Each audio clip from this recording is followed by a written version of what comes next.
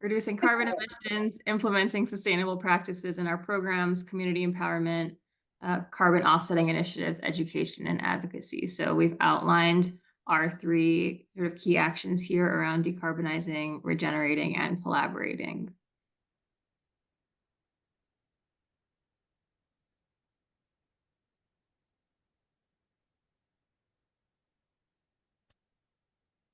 And then around social inclusion, Rise Travel Institute takes pride in its commitment to ethnic and cultural diversity.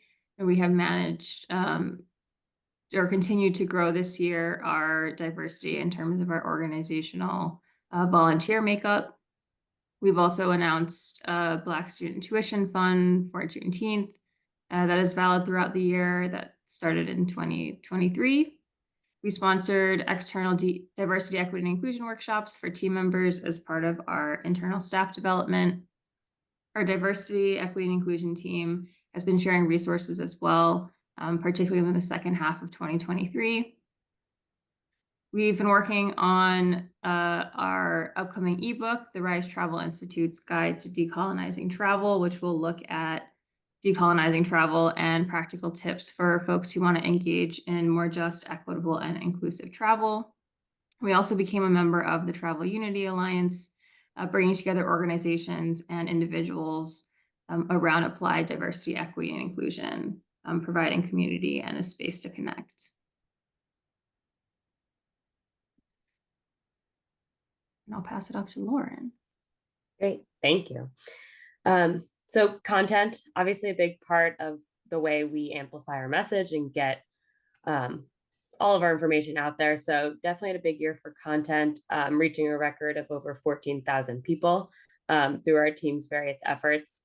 One of those being the podcast this year was season 3. We launched 9 episodes, really highlighting our alumni experiences with the flagship program and how it helped them develop their professional and personal goals. We also posted 7 new blog articles. We've linked a bunch of them here that cover some of our key themes. These were our most popular ones, and we generated over 12,000 page views. So we really are seeing our message get out. Lastly, we launched our Guatemala mini docuseries teaser trailer. So upcoming decolonizing travel video series, which will be coming out this year, but we've also linked the quick trailer. So that's super exciting.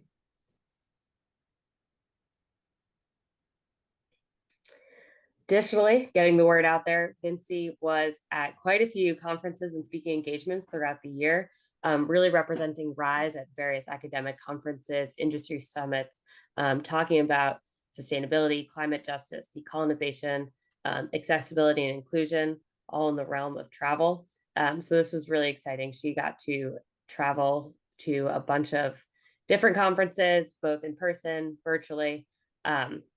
We've listed some of the most exciting ones here and some of the topics she covered. So some of these you can also listen to. The last one here is a podcast, Curious Tourism's podcast. So some of this you can still tap into as a resource. Partnerships. So always forging new industry partnerships, key to growing Rise and gaining traction in the industry. So as we mentioned earlier, Johnson Wales, obviously, you guys are all there. A great partnership from 2023. Altered, a great community partnership, inspiring people, nurturing a more positively impactful planet while traveling. University for Peace Center and Journeywoman. So all of these organizations have different audiences, but similar goals. So really trying to make those connections. And funding. So we are 100% volunteer run organization. We have program revenue from the flagship, but we also receive corporate donations, and we want to make tuition grants possible and travel scholarships possible for our experiential journeys. And this year we were able to award 3 tuition grants. We had a sizable donation from Global Citizens Association, and we also did our first true end of year campaign effort, which was very successful and a big marketing campaign push for us too in terms of getting donations. So over 75 people had unique donations this year, which was very exciting. Awards, features, and recognition. So it's always exciting when we see the hard work of RISE recognized in media and the news by other reputable organizations. So United Nations World Tourism Organization, we were selected as a finalist for their Awake Tourism Challenge in the tourism education category. So we're now listed as a top startup on their website, which is awesome. We were also received the Platinum Seal of Transparency from GuideStar. So that means we're really sharing all of our metrics and strategies and goals to the highest ability online. So being really open about what we stand for.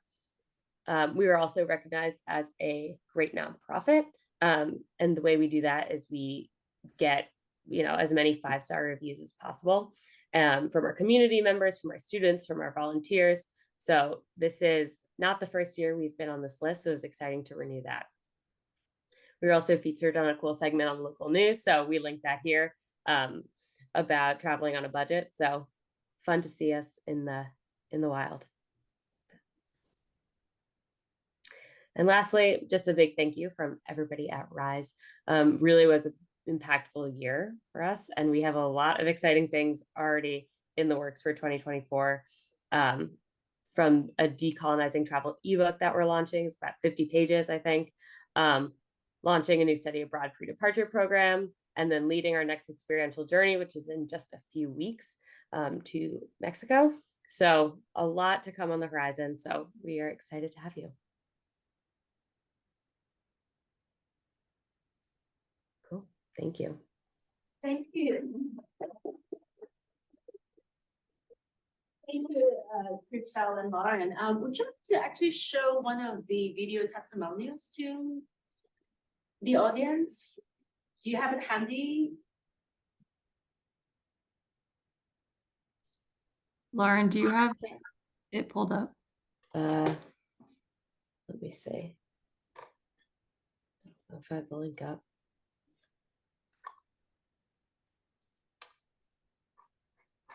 I do not have the link. Okay, so no worries. I think we can move on. If Okay. you find them, or we can probably show them at the end of the day. Perfect. Yeah, thank you so much for the impact recording. Thank you both. All right, so next up, I'm going to introduce Mr. Wes Espinoza, the Executive Director of Press, Center for Responsible Travel. So I'm going to briefly introduce Wes, and then I'm going to pass it to you. So Wes was born in Los Angeles to a first-generation father and a mother from rural Appalachia. Wes draws inspiration from the family familiar proverb, "It takes a village," to guide his approach to responsible tourism. And this proverb emphasizes the need for community efforts to provide a safe, enriching environment for a child's healthy development, and it parallels West's vision for tourism. With a background in human rights and international development, his view of tourism and community veer from the status quo. In his keynote, Wes will delve into the thought-provoking ideas and questions shaped by his personal experiences, like how can tourism management be inclusive of every member of a community, especially the most marginalized? Why are immigrant and refugee communities important to the fabric of travel and tourism? In Crest's tourism work, particularly in destination stewardship, management, and development, Wes and his team believes it takes a village to responsibly steward a tourism destination. Drawing on Crest's 20 years in travel and tourism, he will explore how this approach can create equitable economic benefits, preserve heritage, conserve nature, and offer more authentic experiences to travelers. So with that, I am going to pass it on to you, Mr. Wesley Espinoza, our keynote speaker for today.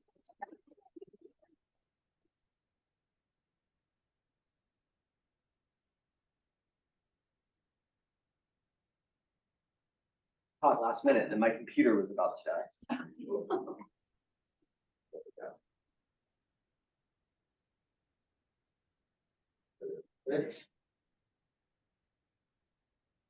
First and foremost, I just want to say thank you so much to the incredible folks at Johnson and Wales University.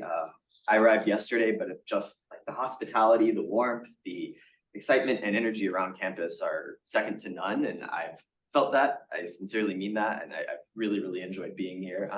So thank you all so much for having us, and Dr. Vinci Ho, also thank you so much for this invitation. Honored to collaborate and incredibly inspired by the work that Rise Travel Institute is doing. And really the ethos that they push forward in their work is something that we share in common. As she mentioned, I'm Wesley Espinosa. That was a really great introduction. Thank you so much.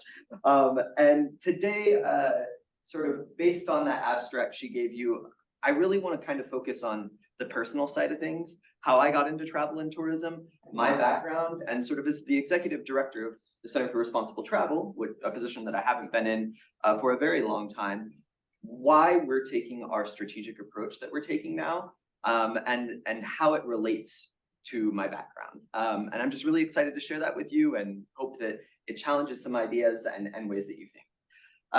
So as Vinci mentioned, the saying, it takes a village, or in this case, it takes every village, is something super important to me. In the household that I was raised in, as she mentioned, I come from one side of my family that's Mexican, one side of my family from Appalachia. And that dichotomy has been so essential to me and how I see community and how I see this idea that in order to accomplish something, you need diverse perspectives. You need diverse groups of people, and you need to ensure that those voices are at management and leadership tables. Oh, I don't know the source. That's okay.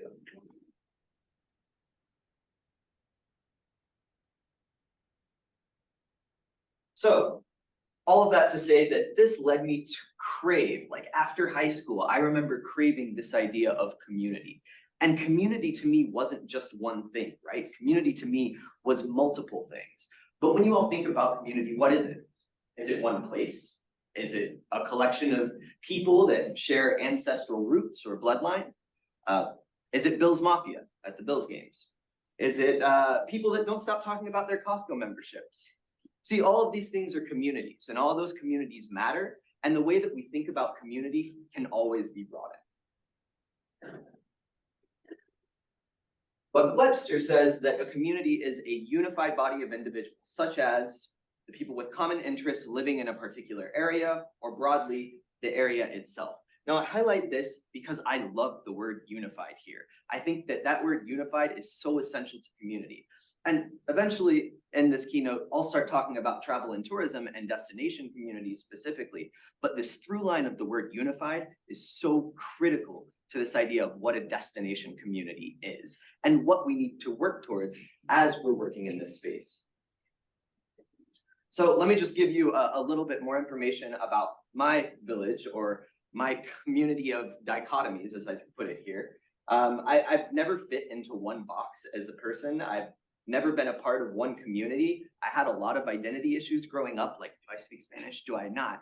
Do I, like, am I from the South? Am I from LA? Like, can I say I'm Mexican? Can I say I'm, like, I didn't know, right? But then I've come sort of, as I've gotten older, to really appreciate all of these different communities.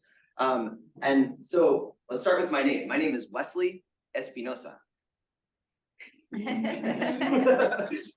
Just dichotomy starting off, just coming out the womb there. Father was born in Mexico. My mom is from rural Appalachia in North Carolina. And yes, it's Appalachia, not Appalachia. Oh boy.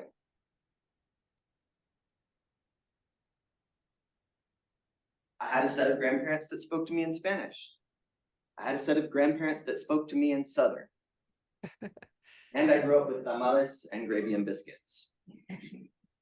I played high school football, but I also performed in musicals. For my undergrad, I was a double major in theater and political science. And finally, what I'm here to talk a little bit more about today, prior to working in tourism, I worked in the human rights space and the international development space. Two spaces that are increasingly becoming more unified, but that's a recent thing. And in years past, they were very different fields. So let's talk about working in human rights. So I started working in human rights and living in Ecuador, in Quito. And when I lived in Quito, I worked for an organization that provided legal services to refugees, did refugees women's empowerment groups, provided opportunities for folks to have some decency in their human mobility. And there were just astounding statistics that I don't think we really give enough attention to. And that is that 1 in every 74 people has been forced to flee their home due to war, conflict, political persecution, gender-based violence, or other causes. There's an estimated 19.5%, this is from 2018, share of the hospitality workforce that is foreign-born. That is not an insignificant part of the hospitality workforce. Working in human rights and thinking about these statistics and doing it from a really critical lens, hyper-focused on ensuring those people could find safety, I really learned a couple of things, but I think most critical was that everybody just wants to find a community and everybody just wants to feel safe. And starting a new life in a new community, when you travel, when you migrate, when you go from one place to another, it requires support from every village, right? Nobody can do it on their own. And this kind of led to this thinking that marginalized groups really are a critical component of a destination community's fabric. And so I started thinking, you know, how can this relate to travel and tourism, right? Victims of forced displacement have incredible stories. Those stories, just as the stories of somebody that's lived in a destination whose family has been there for centuries, their story is just as worthy of being told and as a part of the fabric of that destination as those legacy families. When treated as equals, refugees have a profoundly positive impact on their new communities. That's from an economic perspective, from an environmental perspective, from a learning perspective, from a growth perspective. In 2019, another statistic here, 13% of refugees in the US workforce were entrepreneurs that contributed $5.1 billion in business income. And so through all of this, I learned a lot of different things. I learned that when communities work together and support those that are most vulnerable, those communities thrive. I learned that a place, a community, a destination, Quito at the time where I was living, which had more refugees with legal status than any other country in Latin America, I learned that that place is defined not just by the people who are from Ecuador and traditional Ecuadorians, but by those refugee and migrant communities. And so when I think of Quito, and when I think of, you know, a friend going to travel there and what they can do, sure, I tell them about some of the traditional things, some of the indigenous communities they can see, and those are important, integral parts of communities around Quito, around Ecuador, and destinations around the world. But I'm also recommending to them, go to the shawarma place that's owned by a Syrian family. I recommend to them, there's this woman that makes incredible arepas that's on this corner. You have to go see her. She's from Colombia. Oh my gosh, like you can't miss. They're important parts of that place's story, and they're important parts of that community. So long story short, some weird life things happened to me, just personal stuff. And I really needed to get away from working in human rights. It was, for what had happened to me, it was really challenging to work every day, writing, thinking about victims of gender-based violence, and I needed a switch. So my boss at the time connected me with somebody that was working for an organization called Sustainable Travel International. And at the time they had a program that was called the Torres del Paine Legacy Fund, which is kind of a hybrid impact tourism travel philanthropy program that's now a program of CREST and based in Chile and Patagonia. I jumped at the opportunity. I was like, sure, put me out there in the woods as far as you can put me and I'll figure it out. I knew little to nothing about sustainable tourism at the time, but what I knew from my work in human rights was I knew communities. I knew how to work with communities. I knew how to get different communities to the same table. And I knew that if I just got a little bit of time to learn about this subject, I felt like I could bring a fresh and different approach. So when I jumped into this field head first, I started asking, what is travel? Let's go back to Webster. There's two definitions that show up when you think about the intransitive verb here. Number one, to go on or as if on a trip or tour. And then they put the word journey there. And I love that word journey because we always talk about the refugee journey and human rights. Number two, to move or undergo transmission from one place to another, right? These are super broad. So in my brain, that means that if I do this, I travel. And I like to bring that approach into how I think about travel and tourism because it's not just leisure and business travel, right? And I think this brings a really critical lens. So these concepts weren't new to me, but I knew that if you were able to bring together an entire proverbial village, as we talked about earlier, that travel and tourism could be economically, socially, and environmentally sustainable. So let's talk a little bit about the work with the Legacy Fund and how that applied to my work there.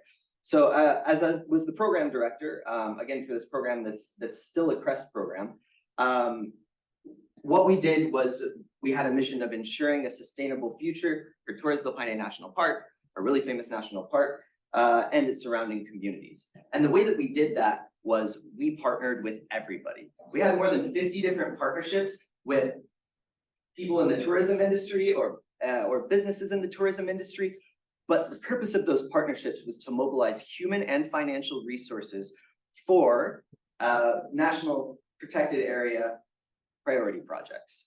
And so we had partnerships and still do with everybody from government agencies to small businesses. And when I'm talking about tourism businesses, sure, it's the traditional operator that provided $10 per pax each year to fund some of the work that we did, right? And the work that we did was everything from trail building to conservation work, to community development, to indigenous community tourism projects.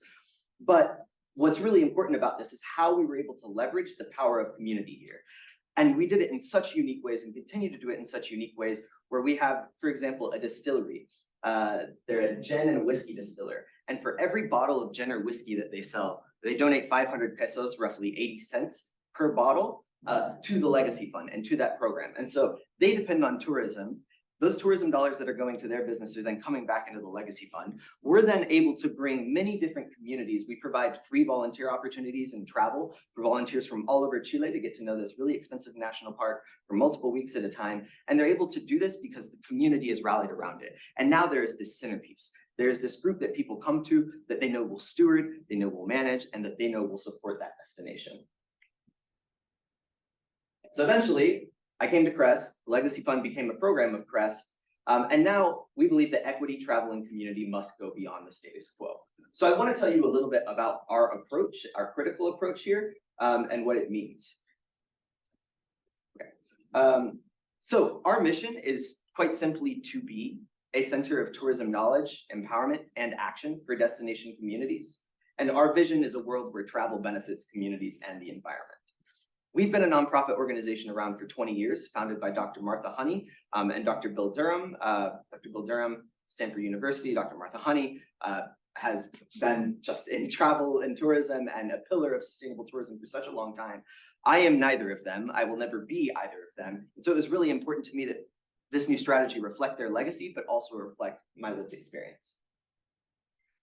And so the way we did this is we really drilled down 6 core values that are important to our team. And we try and bring this to our approach to tourism development work, any project work that we do, any events that we have, and they are as follows. We believe that travel is important and that it can positively impact destinations. We are not the Center for Responsible Not Travel, we are the Center for Responsible Travel. It is imperative that principles of equity, diversity, and inclusion drive our work, and justice, but we don't just use the word justice in the traditional sense. I hope you see by the way that I've been talking about our work today, justice means something to us. I'll get in a couple other ways we're working on justice-related projects. 3, collaboration, partnership, and dialogue trump competition. I think this goes without any explanation needed. We take an evidence-based approach still. We have a network of more than 30 academic affiliates that we partner with from universities across the world. And we always make sure that we make decisions after listening to multiple perspectives. Our approach to tourism is holistic. We believe in protecting the natural, cultural, and most importantly, spiritual or sacred elements of place that make a place special, right? Sometimes those things you can't define. And then finally, at the core of how we define responsible travel is the idea that destinations and communities have to be at the center. This is from some project work that we're doing in Taos. All of our work, we believe at a big picture, works to counteract 4 key threats that when practiced irresponsibly, tourism perpetuates. They are over-tourism, climate change, poverty and inequality, and the loss of natural and cultural heritage. The way that we do this is through a four-pillared approach, and this is the work that we do, and this is how we attack it through a critical lens. Number one, we believe in applied research, but research that is accessible and research that practitioners can get to, right? The challenge with research so many times, and I've been so inspired by what you all are doing here at Johnson & Wales, is research sits in silo. It sits in academia, or it sits in the private sector behind a paywall. At CREST, we want to break down those barriers. We want to make sure students, practitioners, people working in travel and tourism can use the incredible practices and ideas that are being put in that research into the world. Destination stewardship. This is our sort of the crux of the work that we do. We partner with destinations to help them put together destination stewardship and or management councils. We look at governance structures. We don't just plan with them, we also transition to the implementation phase with them. And we also work on education and advocacy and systems change. I'm being rushed a little bit here. So I want to wrap this up real quick. At the core of our work is the tenet that to do any of this, it takes a village. At CREST, we believe in all of that work that I just mentioned, that it requires a multi-stakeholder approach that's inclusive of all community voices and collective stewardship that consists of all members of a community. And we really believe that tourism can be a vehicle to empower the most marginalized. So I'm going to skip over some of this to show you the most important slide, since we're getting to the end here, and that is my dog. I just want to thank you all. Thank you so much again for letting me speak, and sorry I ran over on time. Thank you so much.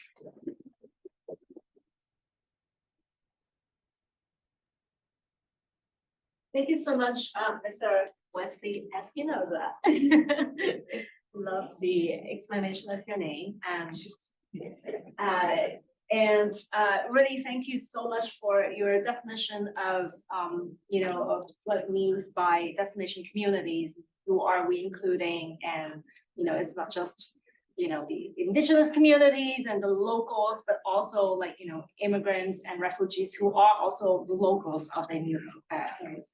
So thank you so much for the very inspiring keynote. And yeah. So this is a really exciting day for us, as you know.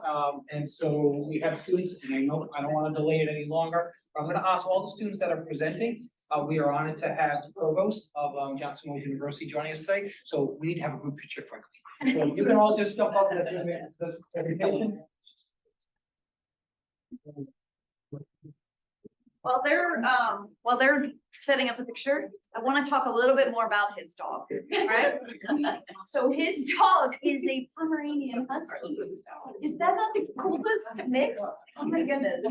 I never heard of such a thing, but a Pomeranian and a Husky. Blown away. I approve.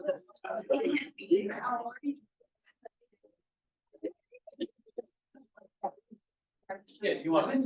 Yeah. Okay.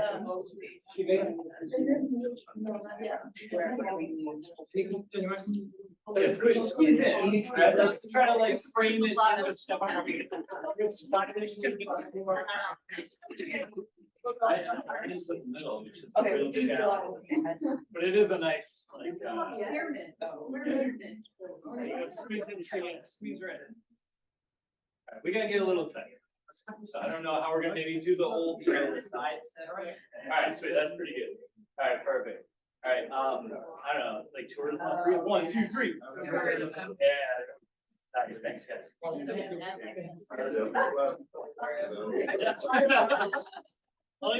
Unstick yourselves. I'm ready to go.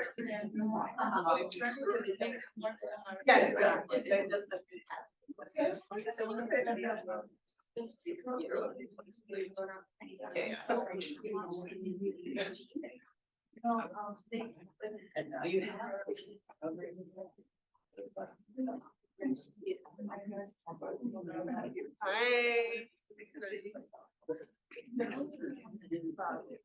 Thank you everyone for your patience. Our first presenter is getting her slide set up. I would like to introduce in the meantime Natalie Anipula. She is our curriculum and content development manager. She's been with RISE for more than 2 years now.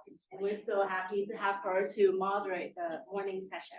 So our first presenter is going to be here in a moment. Thank you for your great patience. Okay, hi everyone. My name is Natalie, as Vinci mentioned, and I'm really happy to be here. I'll be presenting the students who will be presenting their capstone projects here. And our first presenter is Pamela Perez, and they will be speaking about navigating historical injustices, developing sustainable futures through Hawaiian cultural and economic empowerment. Hello or welcome, Pamela.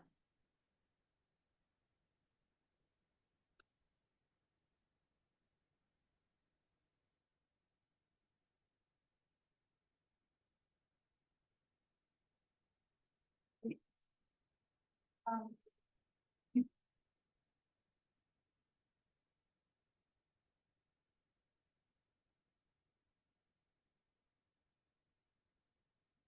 So before anything, I feel like uh,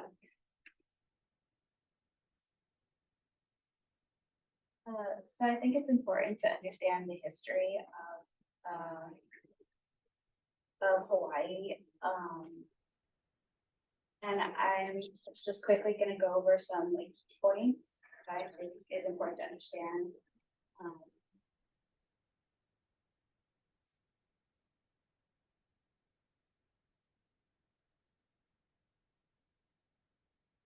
um, um,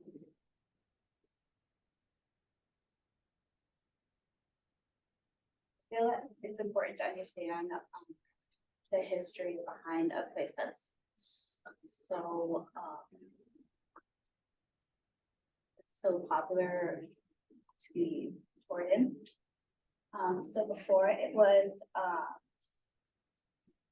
Hawaii became a state, it was the Kingdom of Hawaii. And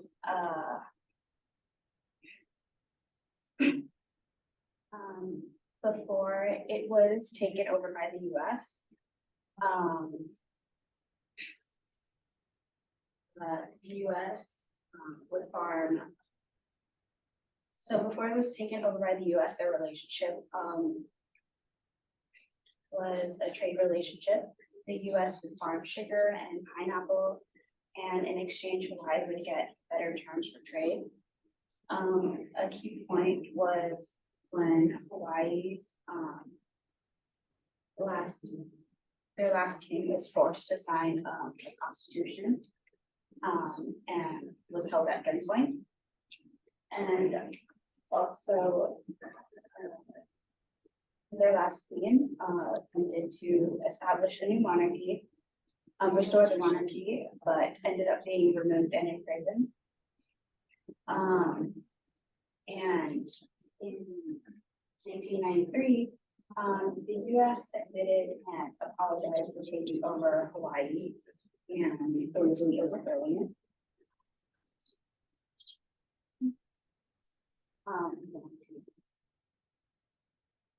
So now that I've given you some story on basically how the US took over Hawaii, and you can kind of see how tourism was forced on Hawaii. I'll talk about some of the impacts that it had on the indigenous population. So many Hawaiians have lost their traditional way of life. Today, many are forced to work low wage jobs in the tourism industry. Because if they don't, then they're given to seasonal employees. And it ends up creating the cycle of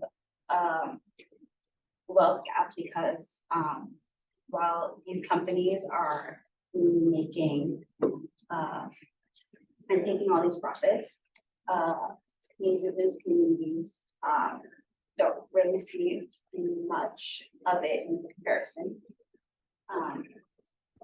And there was a survey that I found surveying the indigenous community in Hawaii, and it asked if the public turning against tourism.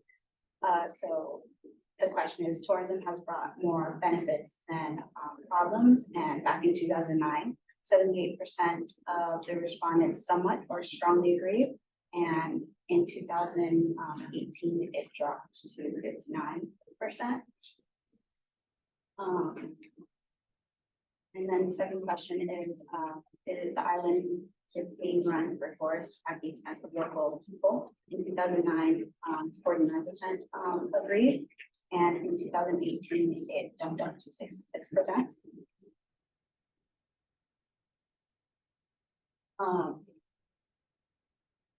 The tourism industry in Hawaii is a very heavy burden on Hawaii's resources, such as water, with recent examples that I wanted to explore, and the main reason that caught my attention in making this capstone project were the fires in Maui. And what I found is that when tourism and profits are put on people and the environment, they can have very devastating consequences. Basically, what led up to the fire was that Hawaii was going through a drought at the time, and it was to a point where people couldn't water their lawns, otherwise they would be fined. I believe $500, but hotels could basically get away with using as much water for their pools or lawns or whatever they decided to do.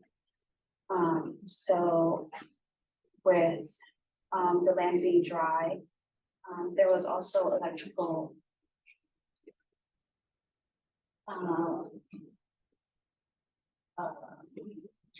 there were also electrical wires that were really low.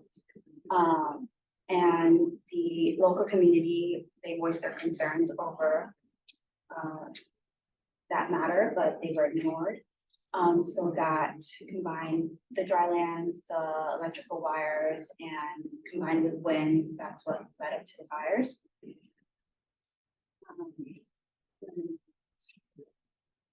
I wanted to finish off with this quote from a former Hawaii state representative.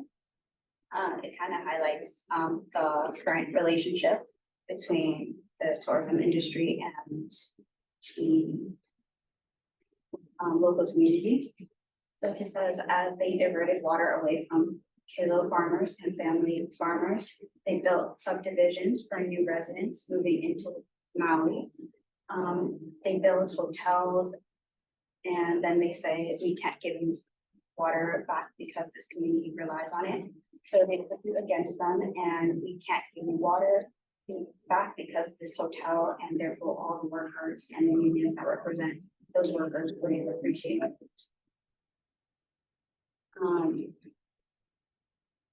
And so, like I said, it's showing the current relationship between the locals and the tourism industry, and how the tourism industry is exploiting Hawaii. And for time's sake, I'm just gonna have to.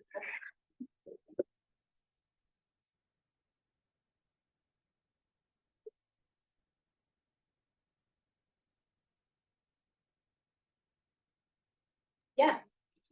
Does anyone have any questions about Hawaii and their tourism for Pamela? Or any comments? When you were doing your research, and it's okay if you didn't, did you see at all the conflict and the transition of what they've been doing with who runs tourism there? Yeah, in terms of there was a whole big conflict in terms of they pulled the support for the main organization that was running it, and it just was this kind of back. And again, it might have been out of your scope, but I'm just curious if you saw it at all. You mean like the electrical company, or? No, the destination organization, the one promoting tourism. Anyone else? Great job, Pamela.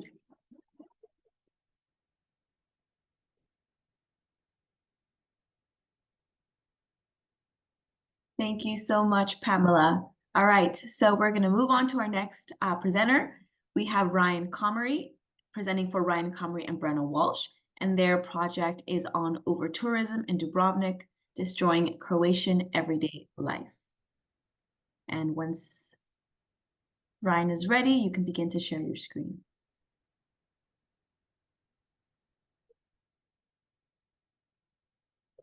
My Rise capstone project, we were looking at over-tourism in Dubrovnik and how it's destroying Croatian everyday life.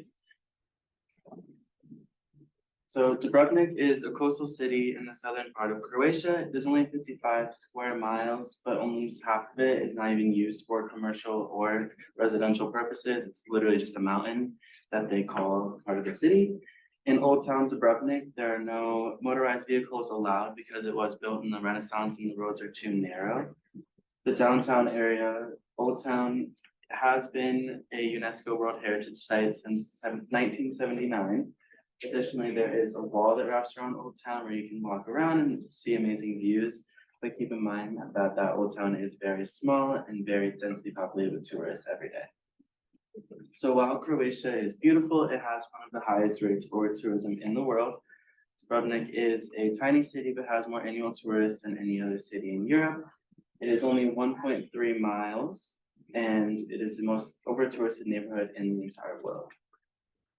So to put into perspective how over-touristed Dubrovnik is, in 2019, there were over 1.4 million tourists who arrived in Dubrovnik. This is a big problem in and of itself because Dubrovnik only had a population of 28,428 people. That means that for every resident, there were 49.2 tourists that year, which is a crazy number to think about, that for every one person, that was almost 50 people. And additionally, in 2022, Croatia had a total of 17.8 million tourists and a local population of only 4.07 million people. Since they get so much tourism, cities have started catering to the tourists and leave the locals in the dust. In 2023, businesses that opened in Dubrovnik included the Hard Rock Cafe, bars, and restaurants. In the last few years, there have been no businesses open for the locals, like shops, services, post offices, even schools. So you can see that even the city government is kind of trying to push out local people. But one of the biggest factors, in my opinion, to over-tourism in Dubrovnik is the cruise ships. Cruise ships bring a high number of people per day without bringing much money into the local economy. Because again, you're only there for one day. You might go visit some tourist things, but you're not really gonna be buying food or anything like that because it's already on the ship for you. So one example of the over-tourism caused by cruise ships is the arrival on May 8, 2024. There are 3 ships coming into port with 2,340 passengers, 2,681 passengers, and 648 passengers. That's almost 6,000 people coming into Dubrovnik just on cruise ships alone. So that's not counting overnight stays, people even traveling locally. That is way too many people. So this massive influx of people arriving for one day creates unnecessary stress on the infrastructure of Dubrovnik. And then again, these people are not going to be spending enough money. So like Old Town, where most of these tourists are going to be going, is again only 1.3 miles. So you have to imagine that those streets are going to be packed with people. And then another big factor is the film tourism. So the famous show Game of Thrones was filmed in Dubrovnik partially, and is responsible for about half of the 10% annual growth in tourists the city has been seeing, which is 10% annual growth is pretty industry standard before COVID, but for one city is too much. So one of the solutions we proposed was promoting the city during the off-season in order to help distribute the annual influx of tourists more evenly. A major issue arises during the peak season with the numerous cruise ships and thousands of people staying overnight. So by launching a marketing campaign that positions Croatia as a desirable winter destination, we're going to curb that high summer traffic. So an effective strategy we thought of would be globally showcasing the Dubrovnik Christmas market because it is not as widely recognized as other markets in Switzerland or London. And moreover, a key aspect of this campaign would emphasize the advantage of avoiding the summer crowds. this approach would bring people to the city to help spread the revenue throughout the year without having to lose that many people. And a second solution we proposed was an accommodation ban that would allow the city to curb its short-term rental usage. It would also help the local people be able to live in the city and bring down those housing market prices. So take Barcelona, for example, they banned new short-term rentals and private room rentals. They allowed existing short-term rentals to remain if they got the proper licenses. So we would do something similar where we would ban short-term rentals and private room rentals, but also add a tax on those existing rental properties. So this tax would help Dubrovnik create more infrastructure for those schools, post offices, and grocery stores. So Dubrovnik is a very popular city for many reasons, but it has become over touristed because of those reasons. Filming of Game of Thrones and the historic nature of the city makes it the fastest growing tourist destination in Europe. Dubrovnik is such a small city that with this high number of tourists, local people are being driven out of the city with the high market prices and the lots of shops for basic needs. So in order to save Dubrovnik and the Croatian lifestyle, marking the city in the off season and putting an accommodation ban in place will begin a long process of decreasing the amount of tourists per day. Yeah. Thank you, Ryan. All right, we are going to field questions now. And we do have a comment from Mary Pat Champeau on the chat. Mary Pat said, great presentation. Thank you. We have a similar problem with cruise ships here in Maine. Are there any local initiatives to, sorry, I have an emoji over my chat that is blocking this. Any local initiatives to link maybe the numbers? To limit the number, sorry, Natalie. Sorry, Yeah, no, limit the numbers of ships. Do the Thank local residents have the agency to influence this? As you mentioned about the Barcelona, you know, there are certain ways that they are sort of you know, creating communities to confront some of these issues. I wondered if they have any agency or anything to say about the number of cruise ships. So I haven't seen anything when I was doing my research about them even talking about the cruise ships. I've just seen all of the numbers and, you know, from past course history, like how important cruise ships are to over tourism. But I would say if they just got together with the DMO, they would be able to push for a curve on cruise ship arrivals per day. But again, that would just be working with their DMO and working together as the community. Thank you, Ryan.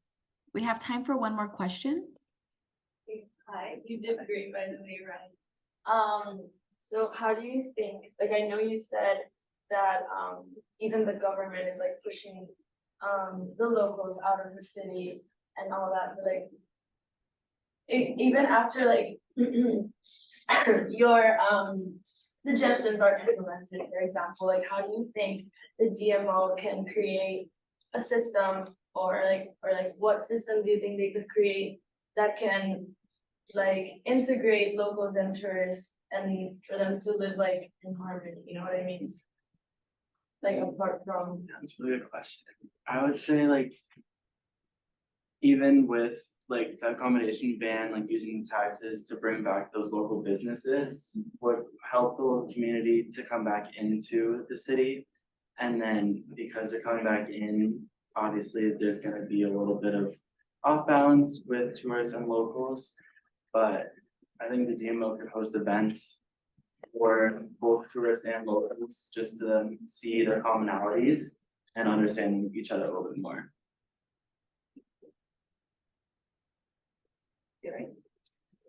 Amazing. Thank you so much, Ryan.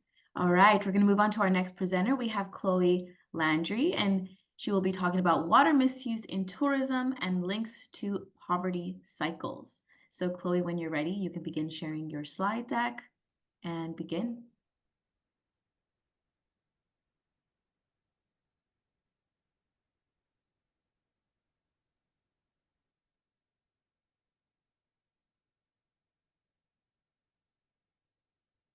Hi, everyone. I'm going to be talking about water misuse and overuse in tourism that links to cycles of poverty. in certain destinations. So if you don't already know, water poverty is basically issues of lack of access to water and water-based services, which causes inequality and other poverty-related issues with difficulties accessing water, which creates kind of a cycle. So delving deeper into that, a lack of water leads to limitations for households that are deprived of employment and education. And from this lack of obtaining water, water poverty and economic poverty become intertwined. So those suffering from water poverty are the poorest of the population, and they become even poorer from this lack of water. Some background statistics that I feel like are important to know. The average citizen in a lot of these tourist destinations consume around 127 liters of water per day, but the average tourist in these same destinations consume around 450 to 800 liters per day. This was calculated based on hotel and restaurant expenditures and other activities involving water, as well as hygienic services. Consumption can even reach around 2,000 liters per day in areas along the tropical belt by tourists, which really overlooks how important water is for the locals. And large companies, often like hotels and resorts, will come in and control these water sources just for their own guest experience, which keeps it out of reach for the people who won't or can't pay for it, which is often the locals. And then some direct usage sources that are like the main part of this issue are showers, toilets, kitchens, laundry units, swimming pools, and then cooling systems and irrigation systems. So this matters because water poverty affects not only populations, but economies as a whole, specifically within the hotel and tourism industry as well. So countries with the highest water stress in the coming years are also among those with great tourism growth. So those two are kind of really intertwined. Water scarcity actually affects more than 40% of the population. So that's about half of the population doesn't have regular, clean access to hygienic water. It's also important when speaking of eradicating poverty, creating adequate sanitation, promoting economic growth, reducing inequality, and creating environmental sustainability. Some of the major causes by this lack of water are some countries are pulling themselves out of poverty already, and they're also dealing with drought and other environmental issues that then like double down on the lack of water. Rising sea levels also have impacts of flooding and pollution of wetlands. And then polluting these will go into their water supply, affect the flora and fauna, and then just have a snowball effect from there. Inability to obtain employment and education makes it more difficult. I mentioned this before, if they're already in impoverished situations, it prevents the society as a whole from just creating economic gains, slowing down achievement of guaranteeing water for the population. Problems then extend to greater society from the severe lack of basic services and the reduced accumulation of human capital, which is essential for even solving these issues in the first place. Some RISE frameworks that I wanted to mention when we were studying the sectors impacting climate change as they relate to tourism. Each tourist that travels to another region increases that water use in the destination, which creates a reduction at home. Tourists often arrive during a destination's dry season, so they already are low on water from just the environment in general. And the water is restricted for them, but for the locals, it's restricted, but for the tourists, it's not really restricted at all because they want them to have a good time and spend money there. Desalination has also become a major importance in large industrialized countries, which is like trying to clean up the water before it goes into the ocean. So every liter of potable water that is produced also produces 1.5 liters of liquid that's polluted and pumped back into the ocean. So desalination is just trying to stop that. Some specific examples of misuse I wanted to mention. In Zanzibar, East Africa, the locals are only allowed 30 liters of water per day. So I mentioned before, it's usually around 127. It's literally 30 for them. And then the tourists on the other end, it's to the extreme for them. It's around 2,000 liters of water. So that just extreme is really crazy. In Kerala, India, they use backwaters, beaches, nature reserves. They're all disturbed by the rise of tourism. In Costa Rica, which is actually a really good sustainable example, they, the local population really make sure that water isn't being sold out from under them by hotels. And in 2009, they had a controversial water pipeline project that they shut down that threatened to disrupt the village's water supply. And then in Sao Paulo in 2014, that's an example of what happens when you nearly run out of water. So schools closed, crops faltered, reservoirs were left at 5% capacity. And then it also affected the surrounding population of 22 million people. So this brings me to the solution that a lot of you might not know about. It's called gray water. which is gently used water from bathroom sinks, showers, tubs, washing machines. It can't come in contact with any feces, but it may contain traces of dirt, food, grease, hair, and other household cleaning products. It is a safe source of irrigation and water for yards and crops. It's a valuable fertilizer and it saves a lot of money because it's the water that you already have and already have used. Reusing it keeps it out of the sewers and septic systems, and it reduces the chance of polluting local water bodies. Each treatment system for gray water is unique and it removes a targeted group of pollutants. Natural materials can be as simple as sawdust. And then I created the Gray Water Tourist Regulation Act that I feel could be implemented in some of the areas that are struggling with water. So it would basically be to motivate the local government to continue to give permits to people to reuse gray water and create it and further recycle it. So if a business or local were to obtain the permit, they would have no runoff into the public. It would have to stay on their property and they would have to little skin contact with it as well. It would be easier to obtain the permit in a family home, but it can be implemented in hotels, which I will show later. Education would have to be in place for the regulators to give these permits.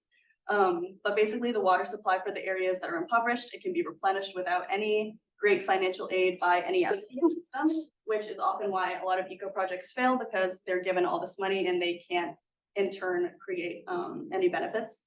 So as long as the local government can follow these regulations within this policy, any destination can implement gray water.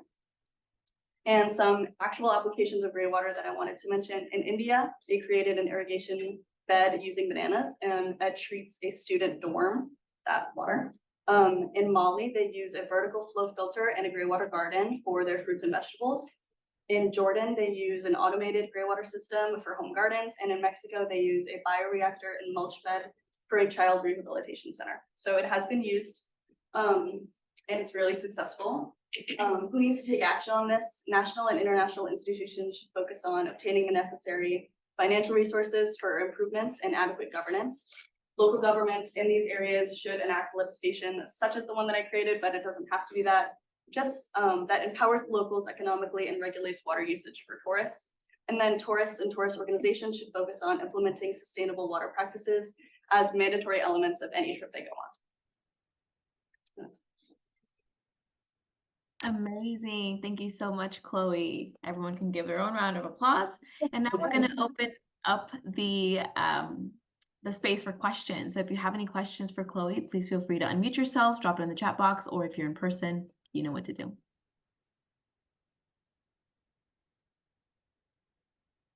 Have you found, or did you see at all pushback against gray water as usage thereof, or is it more just people aren't aware of how to do it? Like when you say regulatory stuff, are there a lot of limitations in places, or? I wouldn't say any pushback. I would just say people are unaware of like its capabilities and they're unaware how to create it.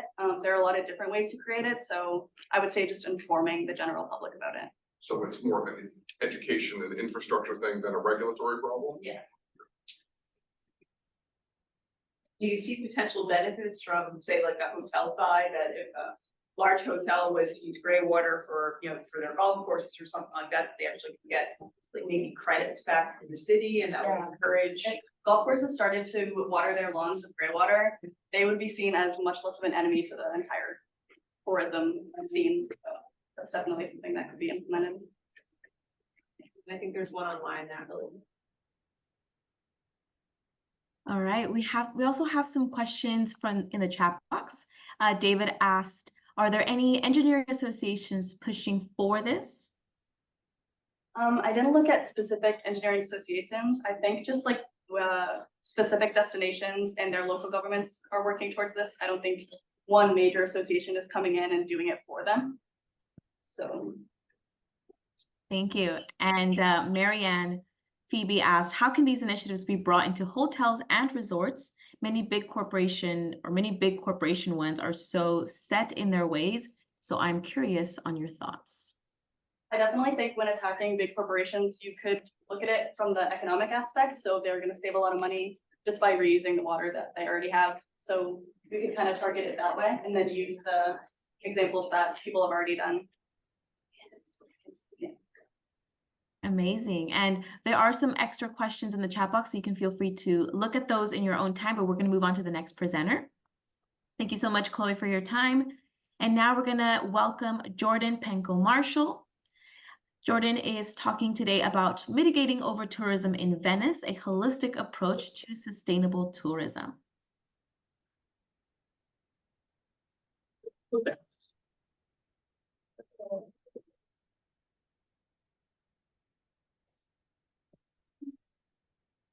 Again, as stated before, my name is Jordan Penko-Marshall, and my project is going to be on mitigating over-tourism in Venice, a holistic approach to sustainable tourism. So I decided to do this project for two main reasons. First of all, being that Venice is one of my main bucket list destinations. It's known for its rich culture, history, art that's renowned around the world, deep religious roots, and many other things, including cuisine, wine. So I've just always loved Italy as a country and then Venice as a city. And then I also did a heritage tourism project that got me interested in over-tourism in the city in the first place. So that helped me with this project.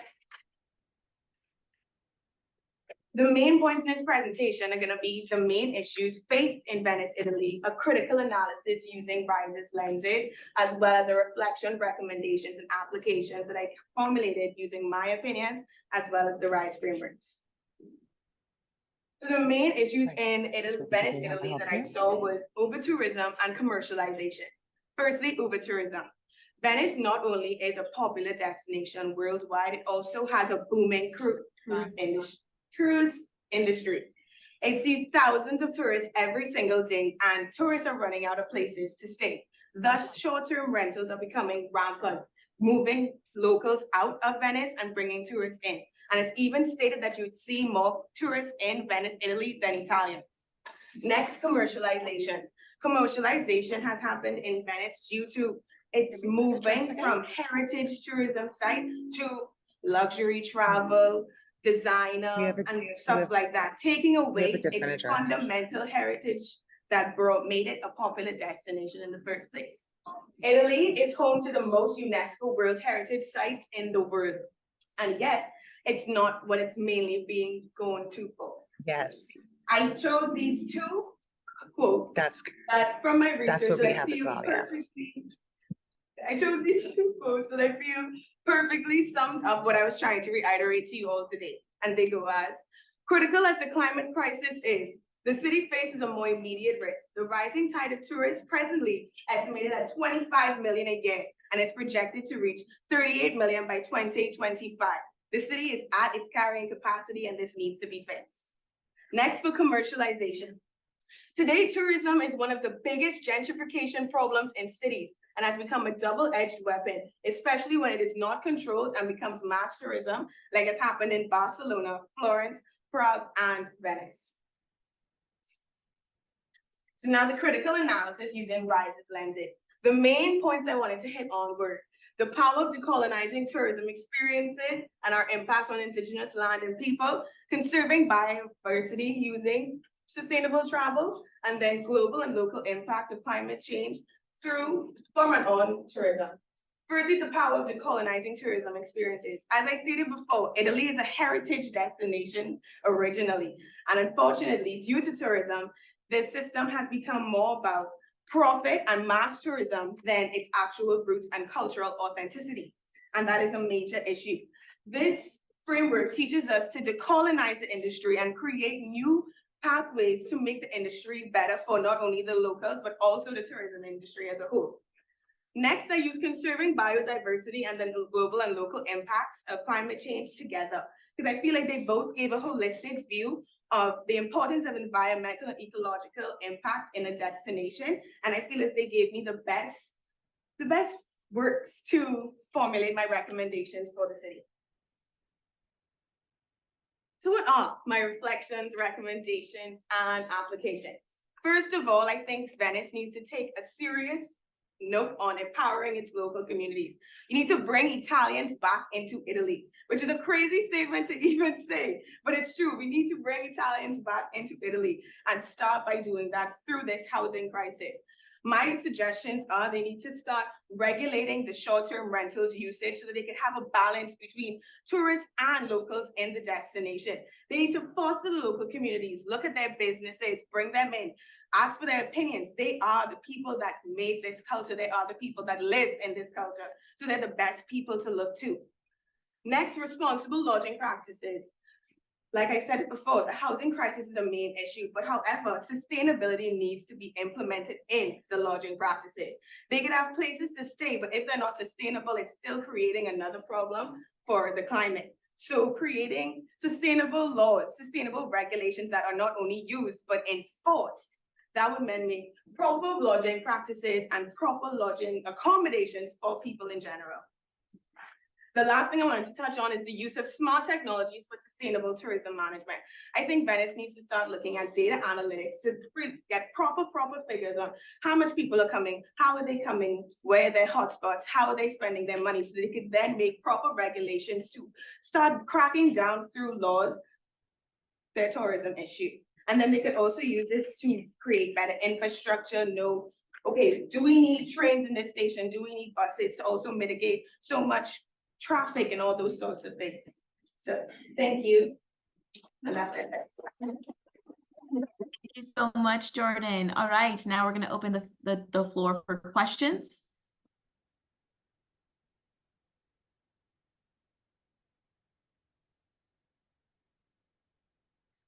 Just I'll go for it online. oh, I just wanted to share a comment by Laura Rankin in the chat box. Laura said, fascinating topic, and also want to acknowledge how engaging of a public speaker you are, Jordan.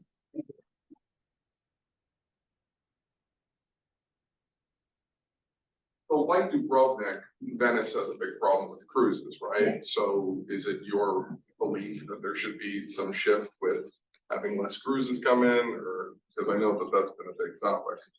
I think my biggest overview is regulation. I think they could have cruise ships coming in, but like what's done in Dubrovnik, I believe it's about placing a number, a limit, so that you could know, okay, we can hold this much from cruises, we could hold this much from hotels.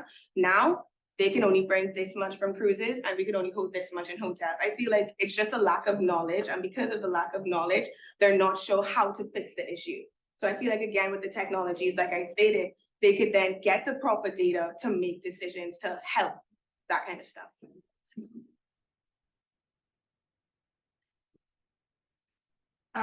Good job, Jordan. Thank you.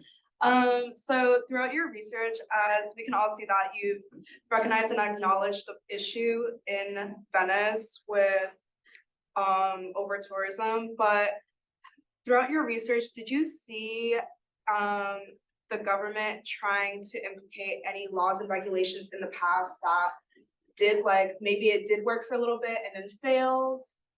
So actually the best that Venice has seen, the best Italy has seen itself in is when it was in COVID. COVID helped Italy so much as a destination, which is ridiculous, because that was the only time when people couldn't travel. So I feel like this, I don't think they necessarily know exactly how to fix the problem, because how do you fix yourself when you're Italy? Everyone wants to go to Italy, not only for the luxury, but for the heritage too. Like I said, they do have the most UNESCO World Heritage Sites in a destination. So I feel like they don't know exactly how and what to do to fix something, because it's a huge place as well. So I feel like, again, knowledge and proper data is the issue right now. Thank you. We have the time for one more question.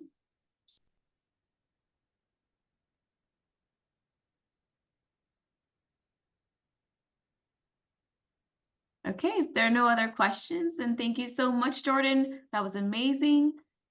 And we are going to continue on with our next presenter. We have Michelle Hill, and Michelle will be talking about the problems Easter Island faces due to over-tourism.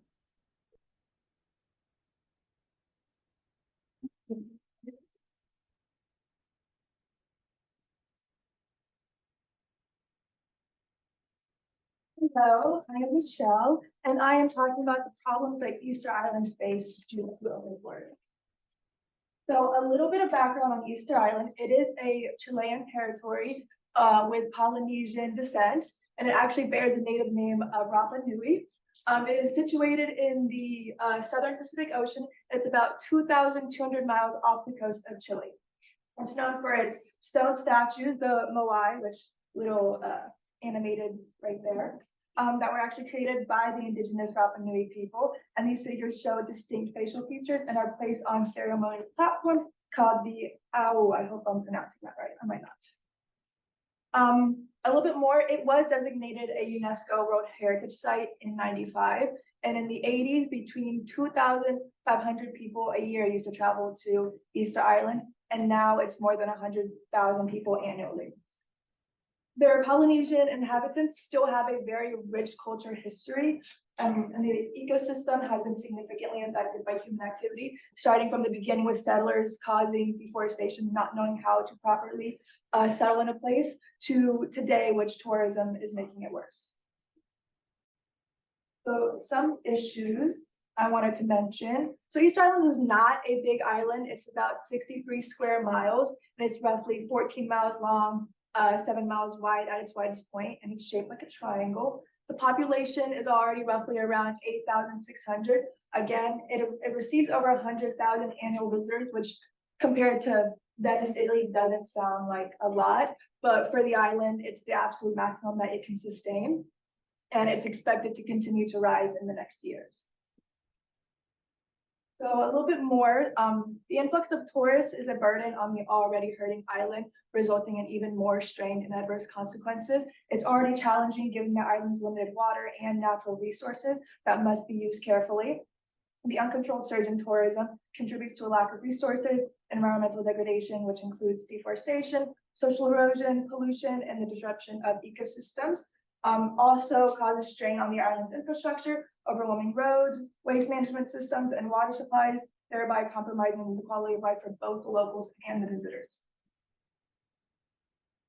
An article that I did reference in my paper called Visitors' Perception of Authenticity and Commodification in Easter Island Cultural Heritage talks about the main reasons for people vacationing on the island. Number one being archaeological heritage, 70% or 78% of foreigners and 69% of mainland Chileans. Cultural heritage, 52% of foreigners and 73% of Chileans. And then tranquility, 24% of foreigners and 65% Chileans. So most people go for the archaeological heritage and the cultural heritage and the sites that you go to see. So this has already put an immense pressure on the local infrastructure, leading to erosion of practices, their sites, their values. Could be a result of a lack of proper education. So lack of education results in unintentional damage, such as touching the artifacts, graffiti, or inappropriate conduct compromising the integrity of the site. This large influx of foreign influences can also diminish the distinct culture or cultural identity of the Rapa Nui people. And sites are also suffering from increased wear and tear, vandalism, unauthorized excavation, and it's jeopardizing the preservation of these culturally significant structures. One major problem that I saw stem from tourism and the uncontrolled tourism is a lack of respect that travelers have when they visit. Dan Tilburg is a lady who has been studying Easter Island since the '80s, and in an article that I referenced in my paper, they interviewed her, and one specific quote that she said was, "Particularly disheartening is the frequent disrespectful behavior of some travelers who ignore the rules by trampling on protected areas, walking on top of graves, climbing on the moai, and sometimes just so they can get a photo of themselves picking the nose of the stone heads." This, when reading this, reminded me of session 9 in RISE talking about photography with intention. Reminded me how we learned about how important it is to understand when taking these photos, keeping in mind what stories we are trying to tell, what we were trying to capture of the local people and everything. And also, especially when you want to post it on social media, what are you trying to show about the place that you are visiting? Especially with knowledge that these sites are extremely sacred to the community. They are known for memorializing their ancestors and their relationships with the god. So they're very important to their religion, to their heritage, to their history, everything. It's very important to them. And these actions are very disrespectful. And on top of that, the walking on top of the graves and climbing the statues is causing even more damage to the sites. So some suggestions that I have, I only have 3. Number 1, or not yet, sorry. The idea is not to take tourism away from Easter Island, as it is a main economic sector for the island. It has created a lot of development of infrastructure, health and education services, and has improved the quality of life for them. But the idea is to modify and control the flow of tourism into the island to make it more sustainable for the island and the local people. So number 1 now would be guided tours. Rapa Nui National Park, which is where the statues are, used to be a free-for-all where you could just walk anywhere you want, see whatever you want. Today they do have designated paths for visitors to travel, and you're only supposed to view it from these paths, but a lot of people do break these rules to get the picture that they want for social media. And I think that guided tours can help, one, in a good way, provide in-depth information about the site, give important knowledge to the visitors about local cultures and how to visit the sites respectfully, and provide interesting local stories, historical facts, myths that can create more immersive and educational experiences for visitors, all while also keeping them where they're supposed to be, like almost babysitting them, so they don't have the ability to go off the path and go climb all over the statues and all over the graves and everything like that. Since the majority of tourists come to visit archaeological sites, having like a certain amount of scheduled tours during the day and putting a cap on the number of visitors allowed to come in each day lowers the amount of availability, which in turn can lower the number of people who decide to come visit. Number 2 are airplanes. So before COVID, Easter Island used to have at least 10 or more flights a week into the island. After COVID, their idea was for LATAM Airlines to start with 2 and then add more. Personally, I think they should stick to just 2 or 3 flights a week, because this does not include the amount of people that come on charter flights or cruise ships. And I think lowering the available flights into Easter Island can help regulate how many visitors come in at once. And lowering the number of visitors coming on the island at a time will help lower the strain on the already hurting natural resources needed to sustain both the residents and the tour. And then my third one would be implementing educational programs. These programs will be teaching how to respect local customs, traditions, cultural norms, teach about the environment, how one's own actions can have a negative effect when you're visiting. Tourists coming to Easter Island will be educated about the significance of the cultural heritage sites, artifacts, the environment and practices, and the relationship to the Rapa Nui people, and encouraging them to engage respectfully with the locals. Tourists will also be educated about the economic status of the destination and the importance of supporting local businesses. It's extremely important to also include clear guidelines and code of conduct on how to behave. This all includes, attitudes and behavioral attitudes at cultural and religious heritage sites, wildlife interactions, waste disposal, and the responsible use of natural resources. So I have different ways I would want this to be implemented. So by, brochures, signages, online materials, such as the media, educational websites. Also, videos be played within the airplane, and how you have your safety videos before you take off. I would want one of those, especially when going to Easter Island. And then also at the airport when getting off the plane, I would want those plastered on, your TVs, everything like that. So even if you're not sitting there watching the video, you hear it, you know what's going on. Then also through the guided tours that I did mention a few slides ago, I feel like collaborating with these tours would give the ability to include educational initiatives into tour packages, which include pledge for the tourists to sign, and oath to be respectful to the people, monuments, artifacts while partaking in this tour. And I feel like the tours plus this would be a really great educational experience for the tourist. In the end, Easter Island is a very beautiful place, and it should be shared with the world, but it should not be shared with the world at the expense of the Native people, their cultural and heritage, their history, or the land. So with these few suggestions, I do believe it can help combat the unmanageable portion of tourism that has led to the over-tourism of the island today. Thank you.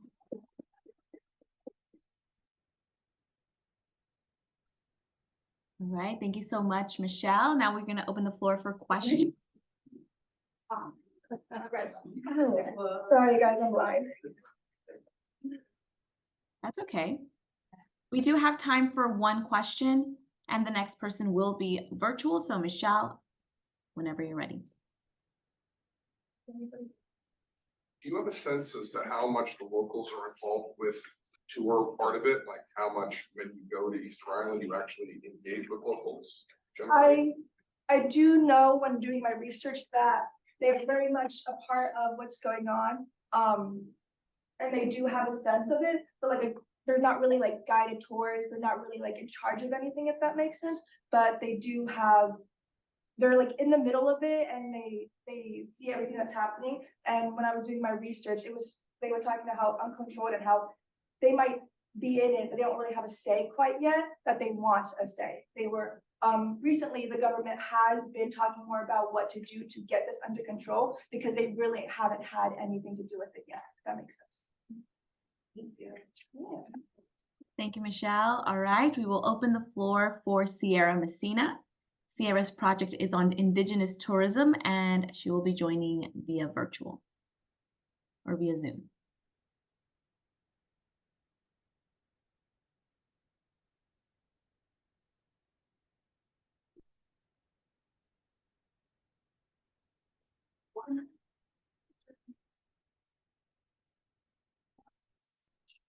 Hello, my name is Sierra Messina, and today I will be talking about the impact of tourism on Indigenous communities.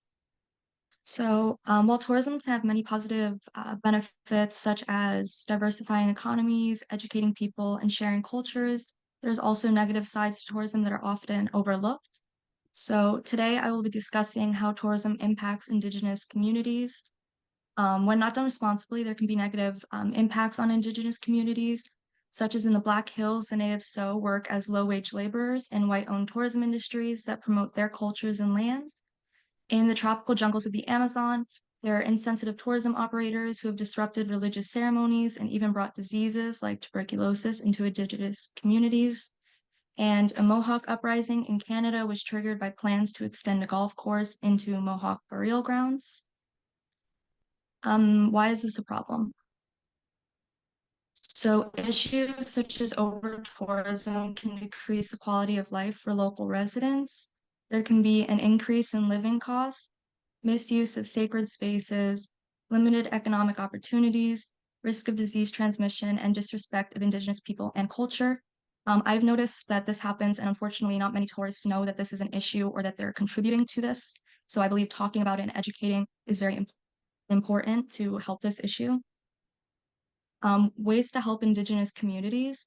You want to make sure that you're partaking in Indigenous brand tourism and promoting responsible tourism that has Indigenous locals leading. An organization that I found was the Indigenous Tourism Collaborative of the Americas, which is an initiative that works to inspire connections and exchange knowledge so Indigenous people can determine their sustainable futures. And this collaborative offers an online repository and ongoing virtual dialogue to develop a shared action agenda defined by Indigenous leaders, as explained by FSCI Indigenous Foundation. This organization has about 300 Indigenous groups working together to share information on how to promote a correct way of Indigenous tourism. And there are about 52.2 million Indigenous people in the Americas. And I believe that this could help people outside of America as well, not just in the Americas. So definitely broadening where this would reach.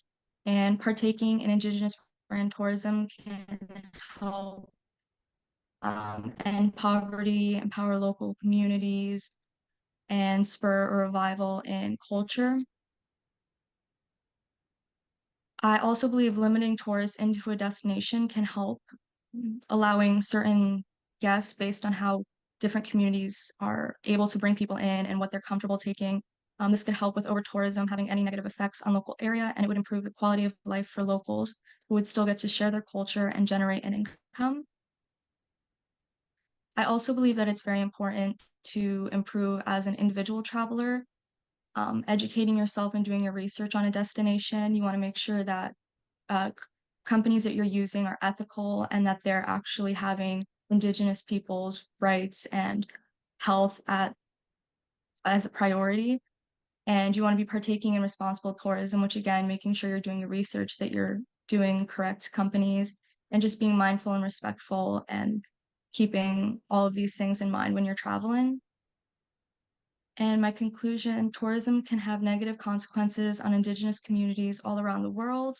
Travelers should partake in responsible tourism and be respectful to local Indigenous people. Responsible Indigenous-led tourism can empower local tribes and help them earn an income while sharing their culture. And the promotion and protection of Indigenous tourism can help to preserve Indigenous culture.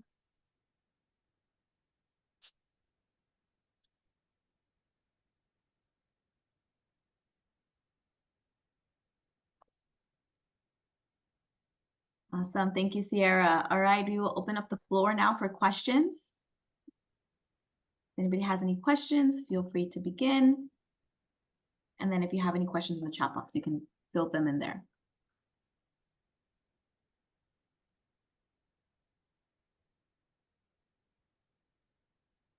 All right, and if you are joining from in person, just raise your hand or stand up or so we can see that you're there.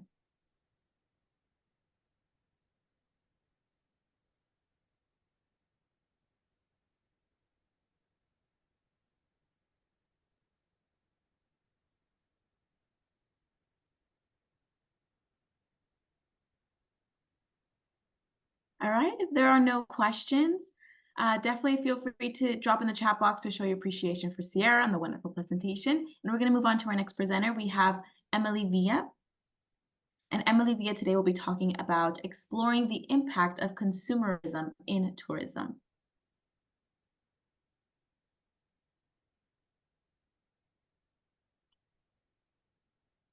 Okay, hi everyone. Thank you, Natalie, for the introduction. So I will be exploring the impact of consumerism in tourism. So just a little overview of my agenda and this introduction. This topic I was inspired to write about this for my capstone project for RISE after doing the fam tour trip in Peru and after a conversation that I had with Dr. Rhodes, where we were kind of just discussing how the community in Peru was still very connected to their environment in a way that I believe in the United States and in much of the Western world, we aren't as much anymore. And it was something that I started to become more passionate about during the trip and after, and I wanted to do more research on it. So it's going to dive into all of the conflicts that we have with overconsumption in the tourism industry and some of the systemic causes of it, as well as some of the sustainable and equitable solutions that we can work towards creating a more sustainable environment within the tourism industry and consumption, and how we can apply these things. And lastly, some key takeaways that I'll have at the end. So for my introduction, the emergence of consumerism dates back to the Industrial Revolution. Consumerism has been a pivotal part of our world today. I think that most of us can speak that we probably have something in our Amazon carts right now as I'm preparing this presentation. And as well for like every aspect of the travel industry and tourism, there is some point of consumption because it's an act of consumption in itself, whether you're preparing for the trip and you're selecting what goods and services that you're going to be purchasing. It's all a part of this tourism consumption. And it has an enormous impact, not only on economics, but also just behavior and societies. And it's these travel choices that we make have a really intricate play on the emotional and cognitive and behavioral aspects within the spirit of the world and within tourism. Traveling has, I believe, significantly changed due to the growth of consumerism, making the results and implications a very crucial topic of discussion. And it's something that I think as we go on, we'll see that the problems can really become far. So here's why consumerism is a problem in the tourism industry. So some of the environmental causes is that its effects include pollution, deforestation, and habitat degradation.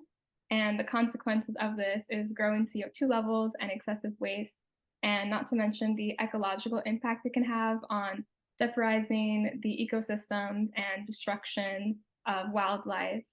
And if we go to look towards the economy, some of the impacts we'll have is imbalanced economic effects, such as large external companies taking a significant share of profits that the local communities may not see, and minimal benefits to these local businesses and communities, as well as some challenges with job instability. Looking at culture, it definitely is something that threatens cultural integrity, with companies taking away the old ways and making it hard to enjoy true culture. So the monetization of, sacred beliefs and practices that a culture may have been practicing for generations and for thousands of years, now becoming this commodity. And the consequence of this is erosion of unique identities and local communities performing these cultural stereotypes for commercial gain. And the impact that we have of this is this uniformity of cultural settings and, this loss of unique heritage, which then goes into the social aspects with a strain on local infrastructures and congestion, as well as increased waste and a strain on essential services. Some of the challenges that you'll have is displacement of residents due to this rising demand for tourist-centric accommodation, and just a really big cultural clash and disruption of community. And the importance of this is, preserving social repercussions is vital to developing tourism and making it a place that not only locals want to live, but tourists can still enjoy as well. So some of the systemic causes of it's tourism, as I said before, is an act of consumption in general. So it's a powerful, significant type of spending, and it stimulates purchases of goods and services at the location that the tourist is visiting. Through marketing and business strategies, corporations fuel these desires for experiences, which continuously drives, the need to buy and select different goods and different services. Through the global interconnection of globalization and enhanced accessibility, there's been a keen interest to investigate these different fields. So there has been a lot of, profit-centered economies, global culture influencing travel plans, and intermediate gratification of technology, which have all contributed to this.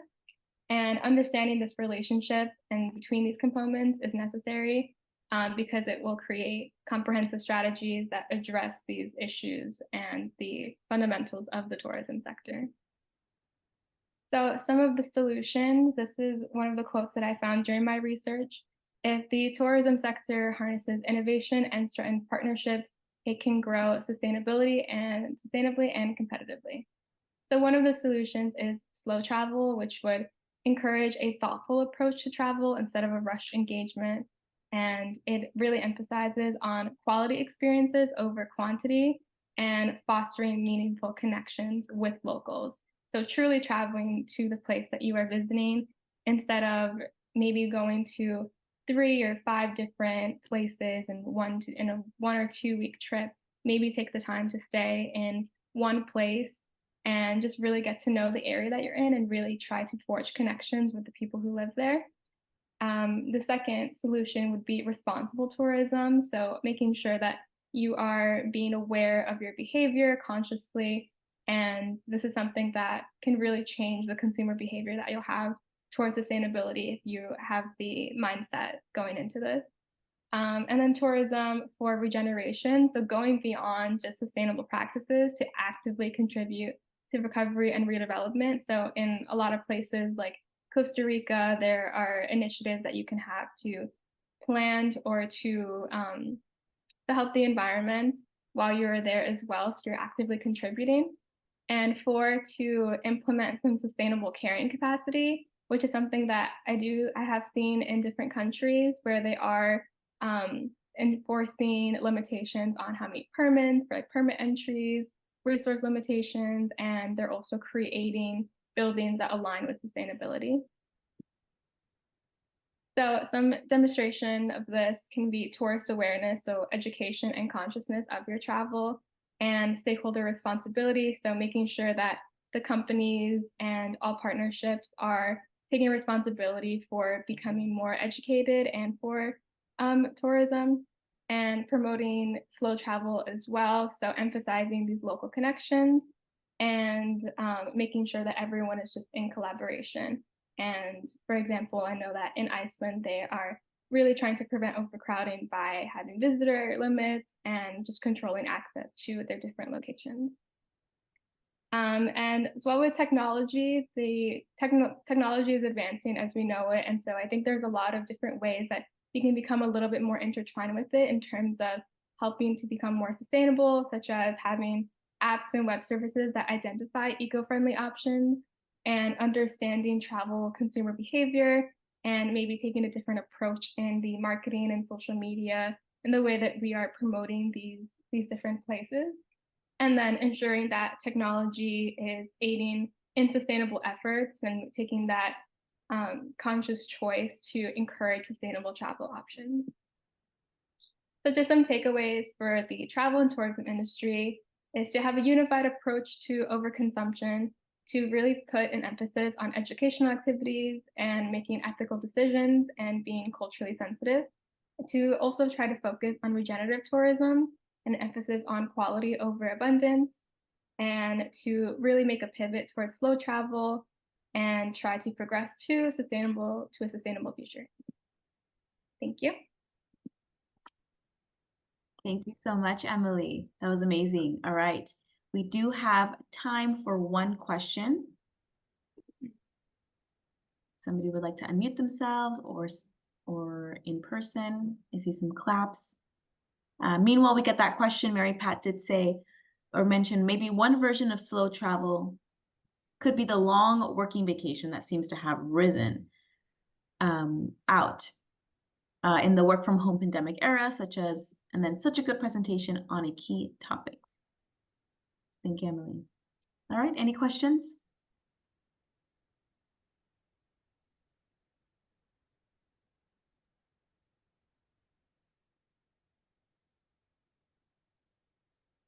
Amazing. All right. Feel free to share your thanks and your appreciation in the chat box for Emily. And we're going to move on to Lindsay Collins.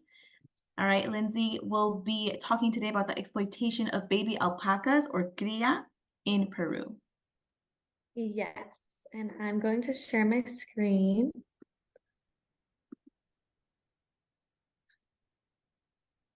So I will be talking about the exploitation of cría in Peru. So these are actually two pictures that I took myself while we were on the fam trip in Peru. This is our class, and then there is an alpaca. And so the whole thing. Share your screen. Oh, is it not shared? Oh shit. Let's see. Let's see. Okay. There we go. Perfect. Okay, so these are the pictures that I was talking about. So this is our whole class, and then this is the alpaca that I was just talking about. And then so this is the city center of Cusco. And this is actually the place that inspired me to research more into this topic. This place is so beautiful, the city center of Cusco, and it's filled with a lot of tourists and a lot of locals selling different types of merchandise, things that they've made themselves, or other different things. But the main thing that really made me interested in this topic was when a G Adventures guide was touring or giving us a tour around the city center of Cusco, and I was at the back of the group. And a woman holding a baby alpaca smiled at me, and then I smiled back at her. And then she came up to me and gave me the baby alpaca. And I kind of was shocked. And then everybody in the group kind of definitely made expressions as though that I should give the baby alpaca back. And I gave the baby alpaca back. And I knew that that was a moment that I learned something, because during the RISE Travel Institute session that I'd watched prior to going to Peru, they had talked about the ethical treatment of animals. So I thought, okay, I need to research into this, because I know that that wasn't something that was good that just happened. So I was able to research into it and learn a lot more about why this is negative. And so there actually is limited information on this topic, but according to the National Center for Biotechnology Information, young llamas and alpacas should have very limited human interaction to avoid disturbing the establishment of the dam-cryo bond, which is actually what makes it so the mother will produce milk for the baby. And so that's obviously very detrimental if that bond was diminished. And also it's just the bad quality of life for the animal because their natural habitat is not on the city streets of Cusco. It's in a pasture. And so my solutions that I found. So the main thing that I needed to touch on before just talking about the solutions was to consider the locally livelihoods who are offering these animal experiences. This was actually reminded to me in the Rise Travel Institute session. And I loved this because it talks about not villainizing the locals who are providing these services, which is really true because it is hard to make money in that economy. So they're trying to earn income, but adversely, it's not a secure form of income. So not supporting these women and not supporting this unethical practice will actually make it so these women have to get a different type of income that's a more secure type of income for their livelihood. And then my solution was more research and more awareness. I think that travel companies definitely have an opportunity to spread awareness, which was great that we were taking the tour with G Adventures because he knew immediately that that wasn't a good thing. And we know that G Adventures is an ethical travel institution. So we know that they're kind of making the right choices for us. So all of us going into hospitality careers and travel professional careers can make these decisions to be partnered with these type of companies. So then we can steer the tourist that isn't taking time to research in the right direction. And just the main thing that I noticed is that this is definitely a topic that I would love to see more awareness in, and I'm going to continue to research. And yes, that was amazing. Thank you, Lindsay. All right, it is time for questions. Feel free to unmute yourselves, drop it in the chat box, or if you're in person, feel free to speak out loud so we can all hear you.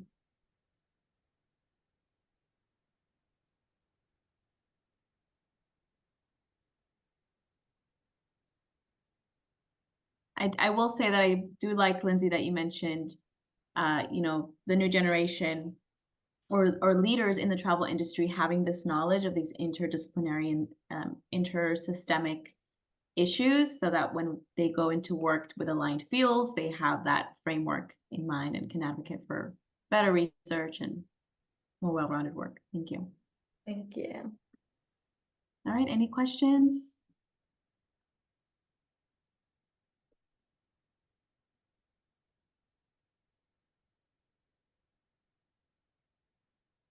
Okay, thank you, Lindsay, so much. And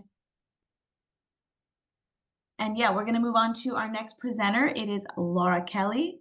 So Laura Kelly today will be presenting on repurposing the bucket list, creating more sustainable itineraries.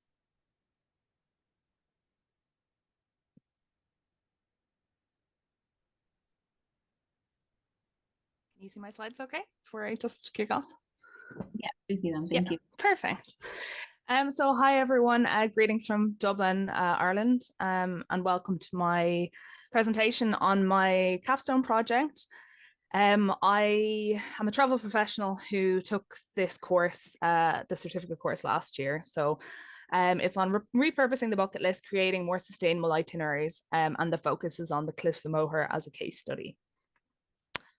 So I'm not going to bore you too much about me, but as I mentioned, I work for a tour operator, Brendan Vacations. We bring Americans and Canadians to Ireland and Scotland, and I work as a product database senior analyst there. The rest you can read in my little bio in the program if you're interested, but safe to say I've had a varied background where sustainability and the environment has always been something that I've been doing no matter what career I've been in. So just an introduction first to my capstone. If you come to Ireland, chances are you will visit the Cliffs of Moher. The Cliffs of Moher Visitor Centre is the most popular tourist attraction in Ireland. It's very much a must-see attraction, and it's on the bucket list for many, many being 1.5 to 1.6 million visitors a year, which, considering the population of Ireland isn't very big, that's quite a lot of people. They do suffer, however, from a number of issues. A lot of the visitors are day visitors, and there's quite a low spend return from these. They also have traffic visitor management issues, also environmental damage such as erosion on coastal paths. So my project aimed to look at these issues and then provide recommendations and some possible long-term solutions for the industry, particularly for tour operators, because that's the industry in which I work as well. So I don't want to talk too much about literature, just want to point out, I suppose, a few key points that underpin my project. So one of the things I found was a lot of sustainable tourism definitions can be quite limiting and look very much from the top-down approach. So when we discovered the domains of sustainability in the RISE course, I thought this was great. It was something I'd never heard before, focusing on the material, economic, domain of life, social and spiritual domains. The spiritual domain is something that I found is quite important.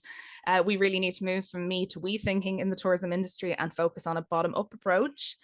As per Diane Dredge, our social ecological consciousness is maybe the biggest challenge we face in the tourism industry. So we need to develop compassion, empathy, and collaboration. And focus shouldn't just be on sustainable tourism, but rather regenerative tourism, which is a deeply engaged bottom-up approach that's place-based, community-focused, and focused as well on the environment. So then I also looked a little bit obviously about over-tourism. Over-tourism, as we all know, can lead to tensions with the local community, pressure on the carrying capacity of different areas. Often, I suppose these sites are included as a stop and shop of the best sites that you can see when you're visiting a region. So they suffer a lot from landscape consumers, these sort of fast viewers that look at the horizon, take a picture and move on, which is exactly what happens at the Cliffs of Moher. So we really must look at working on mutual relationships with nature. So that's just a little bit of what underpins my work. So I want to spend most of the time talking about the Cliffs of Moher, as that was the focus of my project.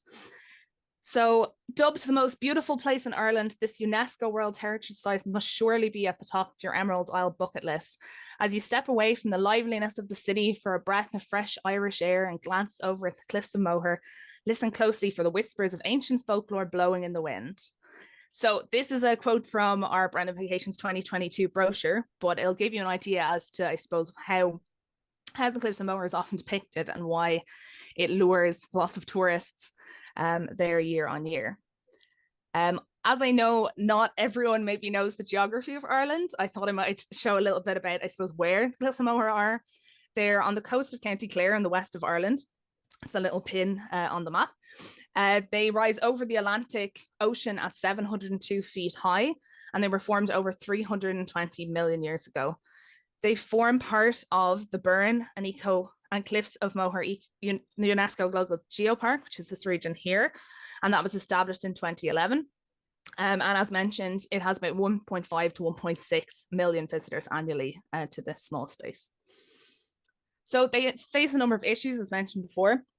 One major one is the over-reliance on day visitors, which means a lot of the coach visitors will use it as a photo stop, and the coach visitor will only spend approximately maybe 12 euros per visitor in this area, whereas an international FIT visitor often will spend sort of 89 euros and upwards as well. So these day visitors don't really contribute much value to the visitor centre or the surrounding community. A lot of the day visitors are also the younger generations, especially millennials, who are sort of influenced by FOMO and social media and just want to sort of tick the Cliffs of Moher and all of these sites off their bucket list. So they stop and snap their selfies and then move on. Seasonality is also an issue. A lot of visitors come between July and August. The visitor centre is trying to mitigate this by promoting off-peak times and months for a more peaceful and pleasant experience, so they say. Another obvious problem here is there is a big focus on the visitor centre. So people are focused on luring people to the Cliffs of Moher Visitor Centre rather than Geopark as a whole. It means that this anchor attraction fails to genuinely integrate small local tourism providers, so there aren't benefits gained for all in the community. Speaking of the community, the local community also have mixed feelings about the visitor centre. A lot of them felt when it was set up that the decisions were made from the top down and very government and county council led rather than community led as well. So then there's a number of key actors who have noticed that change is needed in this area, and there's lots of future plans being worked on by different bodies, or bodies that have an influence on the development of this area and also on the tourism industry generally. So they are Fáilte Ireland, Burren Ecotourism Network, and the Irish Tour Operators Association. So I'm going to give a brief overview of what each of these are up to. So Fáilte Ireland is our National Tourism Development Authority of Ireland. They developed the Burren and the Cliffs of Moher Visitor Experience Development Plan, which was launched at the end of 2022. They saw sustainability and community as key, and they wanted to spread the benefits of tourism throughout the year and throughout the community. So their whole report focused on developing projects that are self-sustainable, they connect to the broader region, their plan developed and implemented in an environmentally sustainable manner, they're innovative, and above all, they all add value to the region. So they must help extend the visitor length of stay, the length of the season, or the development of a new market. You can read more about this in my capstone project as to the different types of things that they were recommending. Then the Burren Ecotourism Network, they are a network of tourism enterprises based in the Burren and Cliffs of Moher region. They were founded in 2007 and were set up by a group of community members involved in tourism who were also passionate about ecotourism and sustainability. Their aim was to establish the region as a renowned sustainable tourism destination while ensuring that there was socio-economic growth and sustainable development for its communities. They very much place community at the heart of everything they do, and all of their members would have sustainability accreditation or are working towards that. They're role models for best practice, they inspire their community, and they all support one another. It was also named the best community tourism project in 2021 by Lonely Planet as well. However, there is one issue, and that is that the scope and the influence of this network is slightly limited in that it's in a very specific regional area. So they don't really have that influence on the sort of busloads of tourists arriving at the visitor centre, but they are definitely a network that are working to make this area more sustainable. Then the ITOA, or the Irish Tour Operators Association, their members consist of tour operators like Brenta Vacations, ground handling agencies, DMCs and PCOs. Their aim is to promote and sell the island of Ireland as a leisure and business tourism destination through the international travel trade distribution channel. And they are continuously working on different things, not just sustainability, but in 2023, they held a sustainability research workshop with its members to discuss future plans. Three key recommendations came out of that. One was generally that we need to lower the carbon footprint of the travel industry. So it requires now members to complete carbon calculators of scope 1 and 2 emissions, for example. Accelerating change was another one, and this was related to product development, particularly green product development and community engagement. And then the last one was accreditation. So all members have to be accredited by either B Corp or Sustainable Travel Network by 2026. And in 2024, literally this week, they launched a program to help tour operators go for accreditation. So a series of workshops to help with that. So then based on looking at all the information from the different bodies and also that specific site and the literature, I made a number of recommendations. So tourists obviously visit specific regions and experiences because destination experts tell them to do so. This can be through itineraries highlighting these experiences, and those itineraries often play into FOMO and the bucket list mentality as well. We really need to have top-down change from tour operators, but supported by community-led bottom-up initiatives like the Burren Ecotourism Network. For this, I'm going to focus on my recommendations that I made for tour operators, but it is worth noting that they need support from these community-led initiatives because they cannot work in a silo, because tourism obviously affects the local community, and like the daily lives of locals are affected, local businesses are affected, so they really need to work in collaboration with community-led networks. So one thing I looked at for tour operators is changes to itinerary creation. But it's worth noting with tour operators and itineraries, there is obviously competition within the industry. So a lot of the decisions about which destinations or experiences to feature are often based on things like social media and bucket lists and demand. They have to ensure as well that they have good search engine optimization rankings. So they need to include those key things that people search for, like the Cliffs of Moher and Guinness. But is all of this just fueling the bucket list mentality? And is it the fact that all of these things are on so many itineraries just making things worse? So I have a couple of suggestions. One of these is to do with the different types of visitor. We can't really fully persuade guests away from these key attractions, but there are ways in which tour operators can promote these areas in a different way. For example, let the coach visitor who have time constraints, who have large numbers, go to the visitor center. The smaller tourism providers can't handle these numbers for the most part anyway. And then the visitor center still remains a feasible economic enterprise, and they can then work on their own interpretation, on their site management. However, FIT visitors, they can be persuaded away from the visitor center. They can be persuaded to experiences that work with local experts in the community, or to experience the cliffs from a different perspective, for example. Maybe they'll take a cruise to see on one of the small local boats to see the Cliffs of Moher from a different viewpoint. Or it could be that they have more money to spend and can buy these exclusive local luxury experiences with locals. For example, the VIP Cliffs of Moher tour with luxury picnic. So there's a few different ways that they could do this. Then also, I feel like it's very much the responsibility of tour operators to get involved, and they need to drip feed these sustainable experiences to the target markets to lead to a general or gradual change in behaviors and mindsets. It's also worth bearing in mind for tour operators that millennials are the generation with the most purchasing power in the next decade, as are the younger generations coming up. And these generations have a desire for experiences offered by small or businesses. They look for authenticity and connection with locals. So that's worth noting too. So then sustainable experiences promoted by tour operators really should be those that encompass some, if not all, of the 5 domains of sustainability. So suppliers of these sustainable experiences should be aware of and measure their carbon footprint in the material domain, which is something Fáilte Ireland and the ITOA are currently advocating for. They should also ensure that they have plans in place, not just for the long-term outlook of their business, that are ones that are sustainable, but they should be ones that are also regenerative, providing not just financial profitability, but to them as a company, but also to the local communities in which they operate. They should also operate in cooperation with people, planet and wildlife, ensuring that biodiversity, inclusivity and education are at the forefront. But then all of these domains and all of these things should be underpinned by the spiritual domain, a universal belief in sustainability and sustainable tourism, which they uphold and share with any tourists that take part in their experiences. Tour operators have the responsibility to lead the charge, to advocate for change, and to spotlight experiences that embody the collective sustainability mindset. So lastly, is there an end in sight to the bucket list? In an ideal world, there would be an end to it.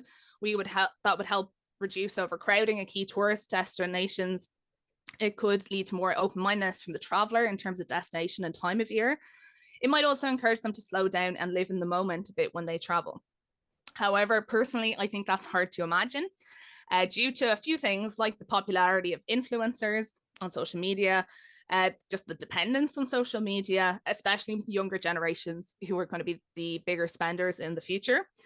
Instead, I propose that we adapt and repurpose the bucket list by placing emphasis on smaller or more sustainable businesses in these destinations, or on also showing them alternative ways to experience these destinations.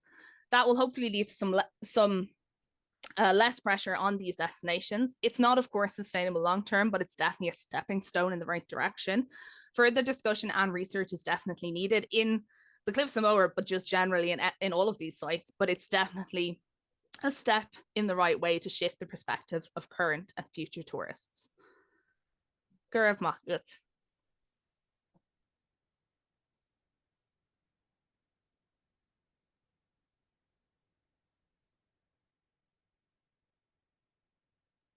Amazing. Thank you so much, Laura. We're going to open up Well, actually, I did want to mention Laura is not part of the Johnson and Wales University. She is actually part of our cohort 4, which launched in or began in February of last year. So the following presenters will be those students that graduated from cohort 4 and cohort 5, which happened last year, February and September of 2023. All right. We do have a question in the chat box, Laura. I'll go ahead and read it. From Tanner. Tanner said, great job, Laura, because you mentioned Dragon. I'm gonna totally mispronounce this. Have you seen regenerative tourism practices in Ireland? Would this type of tourism development align with your suggestions? Yes, actually I was at a conference in Galway last week to do with sustainable tourism in Ireland, where lots of business came together.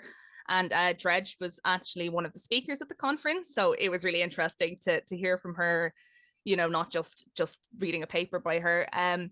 But there were a lot of projects that were talked about at that, where you can see different communities working together, like the Bernie Tourism Network, to sort of, I suppose, regenerate that area, to make sure that it's not just, you know, keeping things so we don't, I suppose, erode the natural landscape and things like that, but also that everything is going to be feasible long term, and that it makes sense as well. So yes, it's starting to, I suppose, be a thing in Ireland, but it's only in certain areas at the moment. It's not in every single area. Not every single area is lucky enough to have a community network like the Burren Ecotourism Network, but it's definitely spreading, or I suppose going in that direction. Amazing. Thank you, Laura, for that. All right. Any other questions we have? We have time for one more. Okay. See someone in the audience in person. Yeah. Vinci? Hey, Laura. Thank you so much for your presentation. I really appreciate that you talked about how to repurpose or even decolonize the bucket list mindset. And you mentioned that one of the ways is for tour operators to redesign their itineraries. And I'm just really curious about whether you got the chance to also look into the programming at Brandon Vacations, for example, if you are running tours to the Coast of Moher, and what kind of reaction do you get from your customers? Are they like, what is the general feedback if the bucket list mindset is still there and you're trying to change that by offering them like different products, right? So what is the reaction? What are some reactions that you've been seeing so far? Yeah, so we did do this. We had a look at all of our itineraries, and we have what are called Make Travel Matter experiences. They're experiences that align with the SDG goals that have been evaluated, you know, in terms of different levels in terms of sustainability. And we have put at least one of those on every single model itinerary that we have. The only thing is, so we would do our FIT business, but our guided business is not handled out of our office. So unfortunately, we don't have that much influence over guided at the moment, but I know that they're working on a similar direction as us. With the Cliffs of Moher, we have tried as much as possible to not use the visitor center. Obviously, that's not always possible, depending on things like length of itinerary, etc. So we have a few different experiences that we work with. So we have a local who does a cliff walk, and he talks to them about biodiversity and everything on the cliffs, and they approach it from that angle. We have the Cliffs of Moher cruise that people do, where they go on boats and see it from below. So we are trying to put those in as much as possible, particularly in somewhere like the Cliffs of Moher. And we find for the most part it works. We find for the most part they don't question it. They just go, okay, you're telling us this is the way to see it. This is the way to see it. No one specifically, I suppose, asks for the visitor center. They just want to go to the Cliffs of Moher. As to how they see it is kind of, I suppose, almost up to us to suggest to them. So from that point of view, it's okay. There are some places where that's not possible. You know, if it's something like a brewery or something that they specifically want to go to, we can't really steer them away from somewhere like that. But for places of natural heritage, there are ways around that. And for the most part, the people who go on those experiences obviously enjoy it more because they're there with the local, and it's something more unique.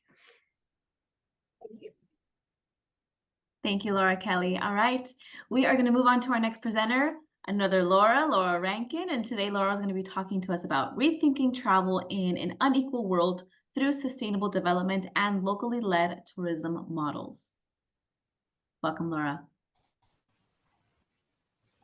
Thank you, Natalie. And thank you, Laura. That was fantastic. Can everyone see my screen okay?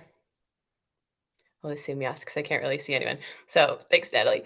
The bad news about my presentation is I don't have cute baby animal photos or a lovely Irish accent, but I feel like the good news is we get to break for lunch after this, so you're going to make it.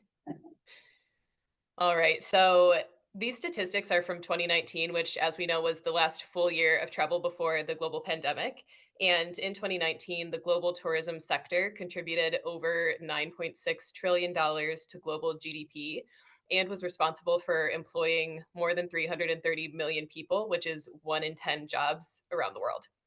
But despite the industry's massive economic influence, its benefits don't always reach local communities and host destinations. And this is largely due to the prevalence of foreign-owned airlines and hotels, as well as the foods, beverages, and products that are regularly imported to meet foreign demand. And this is a phenomenon that's known as tourism leakage, which is a term used to describe any money that's spent by a visitor, which rather than spreading through the local economy where they're visiting and where the money is spent, actually leaks out to external economies. At its core, tourism leakage at its existing scale is unethical, extractive, and ultimately contributes to the perpetuation of colonial ideologies and inequality, as well as the erosion of natural and cultural and spiritual resources.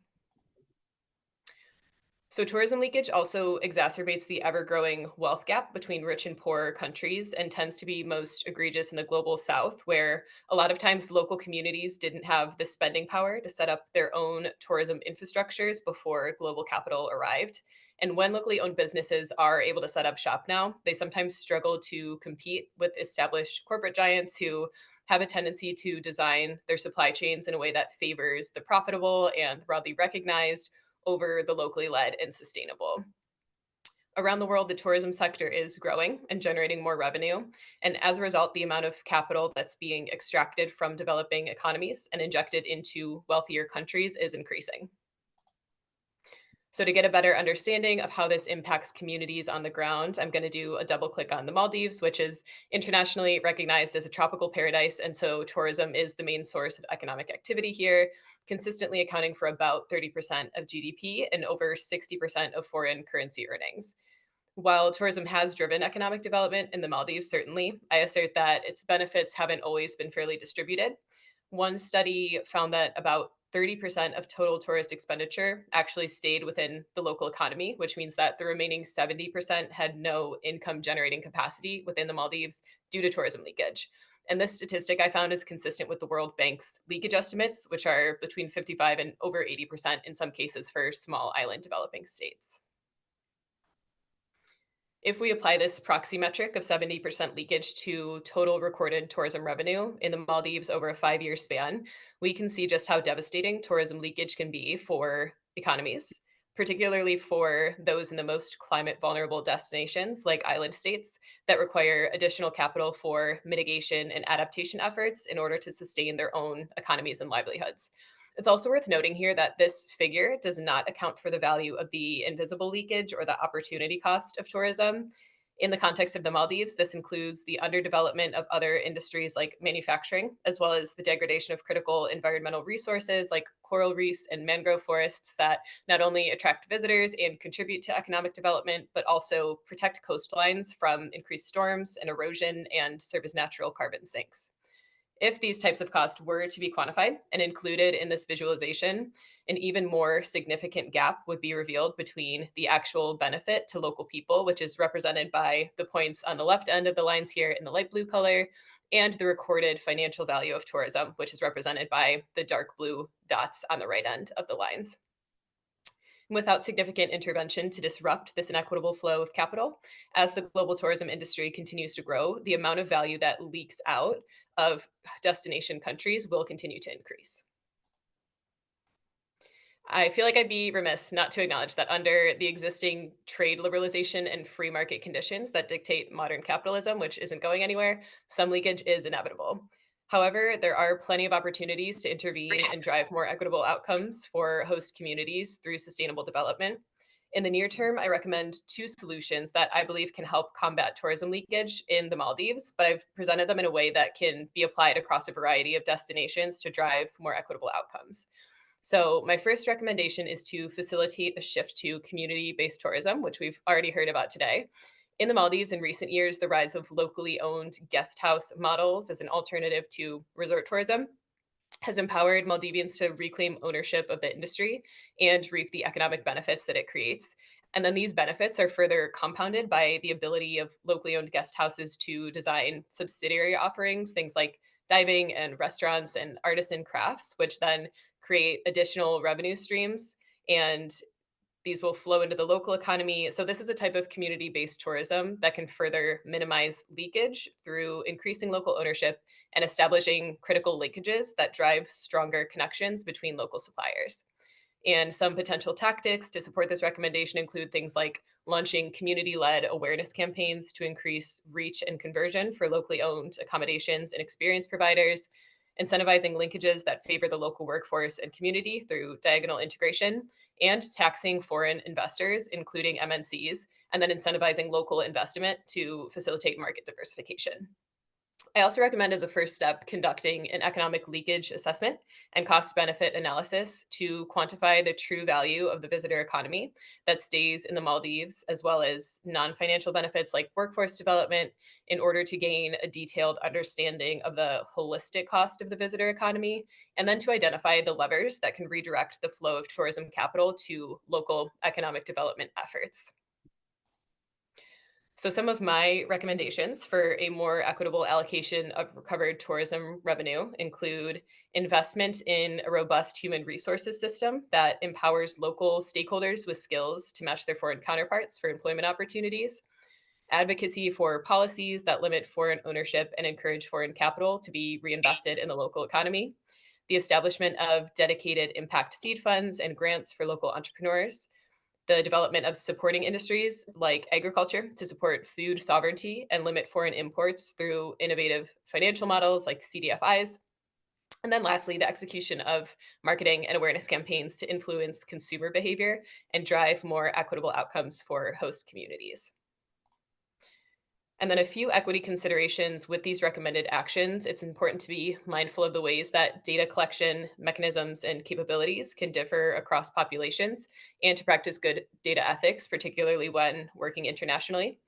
It's also important to consider that the timeline for driving large-scale change will likely take years or even decades, especially when we're working to drive change through policy implementation, which can take quite a long time.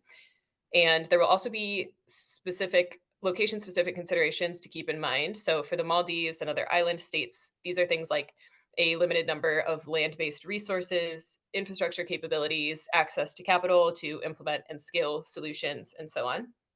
And then lastly, shifts in tourism models have to be carefully monitored and nurtured. Otherwise, the identity and culture of the local community is put at risk. Combating tourism leakage necessitates a shift toward a more equitable industry that's anchored in local ownership and multi-sector collaboration. When societies and economies change for the better, people can live well. And that's what I think that sustainable tourism development is all about, connecting people and nature through place to transform systems and distribute power so that what was previously designed to be attainable for the few can be redesigned to be attainable for the many. And just as a quick concluding note, I know my research on this topic focuses largely on collaboration and intervention from public and private sectors. And I know there's a lot of travelers in the audience here today.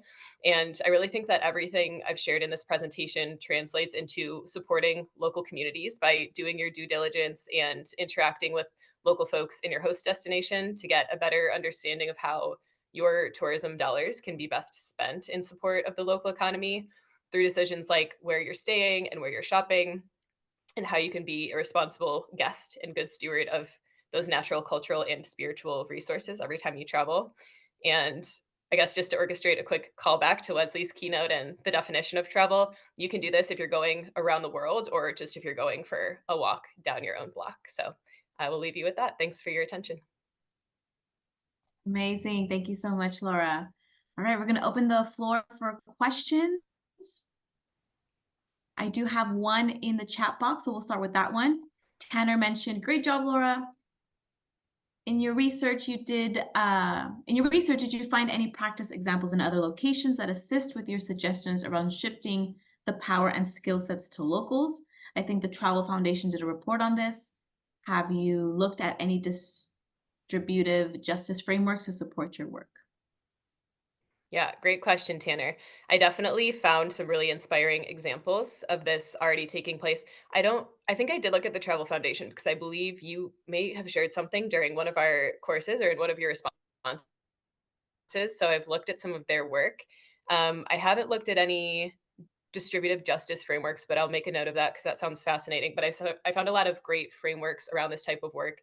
I was looking really at like New Zealand and Canada as a couple of examples, but lots of inspiring frameworks. I feel like there's some good groundswell and people are really starting to see the importance of this. And it's just challenging because it calls into play a lot of powerful players and challenges the status quo, which of course can be hard for folks to swallow. So there's definitely some great work being done, and I'll make sure I look into the resources you mentioned here.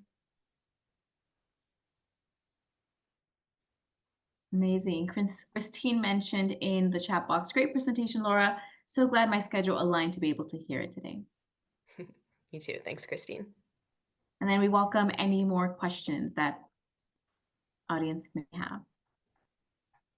Brought up the term power players, and I feel like there's been a through line today of kind of an assumption of good faith on the part of local leadership. I'm wondering, in terms of disincentivization when it comes to corruption, did that come into play at all in anything that you're looking at? I didn't consider that in my recommendations or research, but definitely, yeah, important and very real to consider how you could combat that when you're rolling out programs like this, because there's definitely an opportunity for corruption anywhere.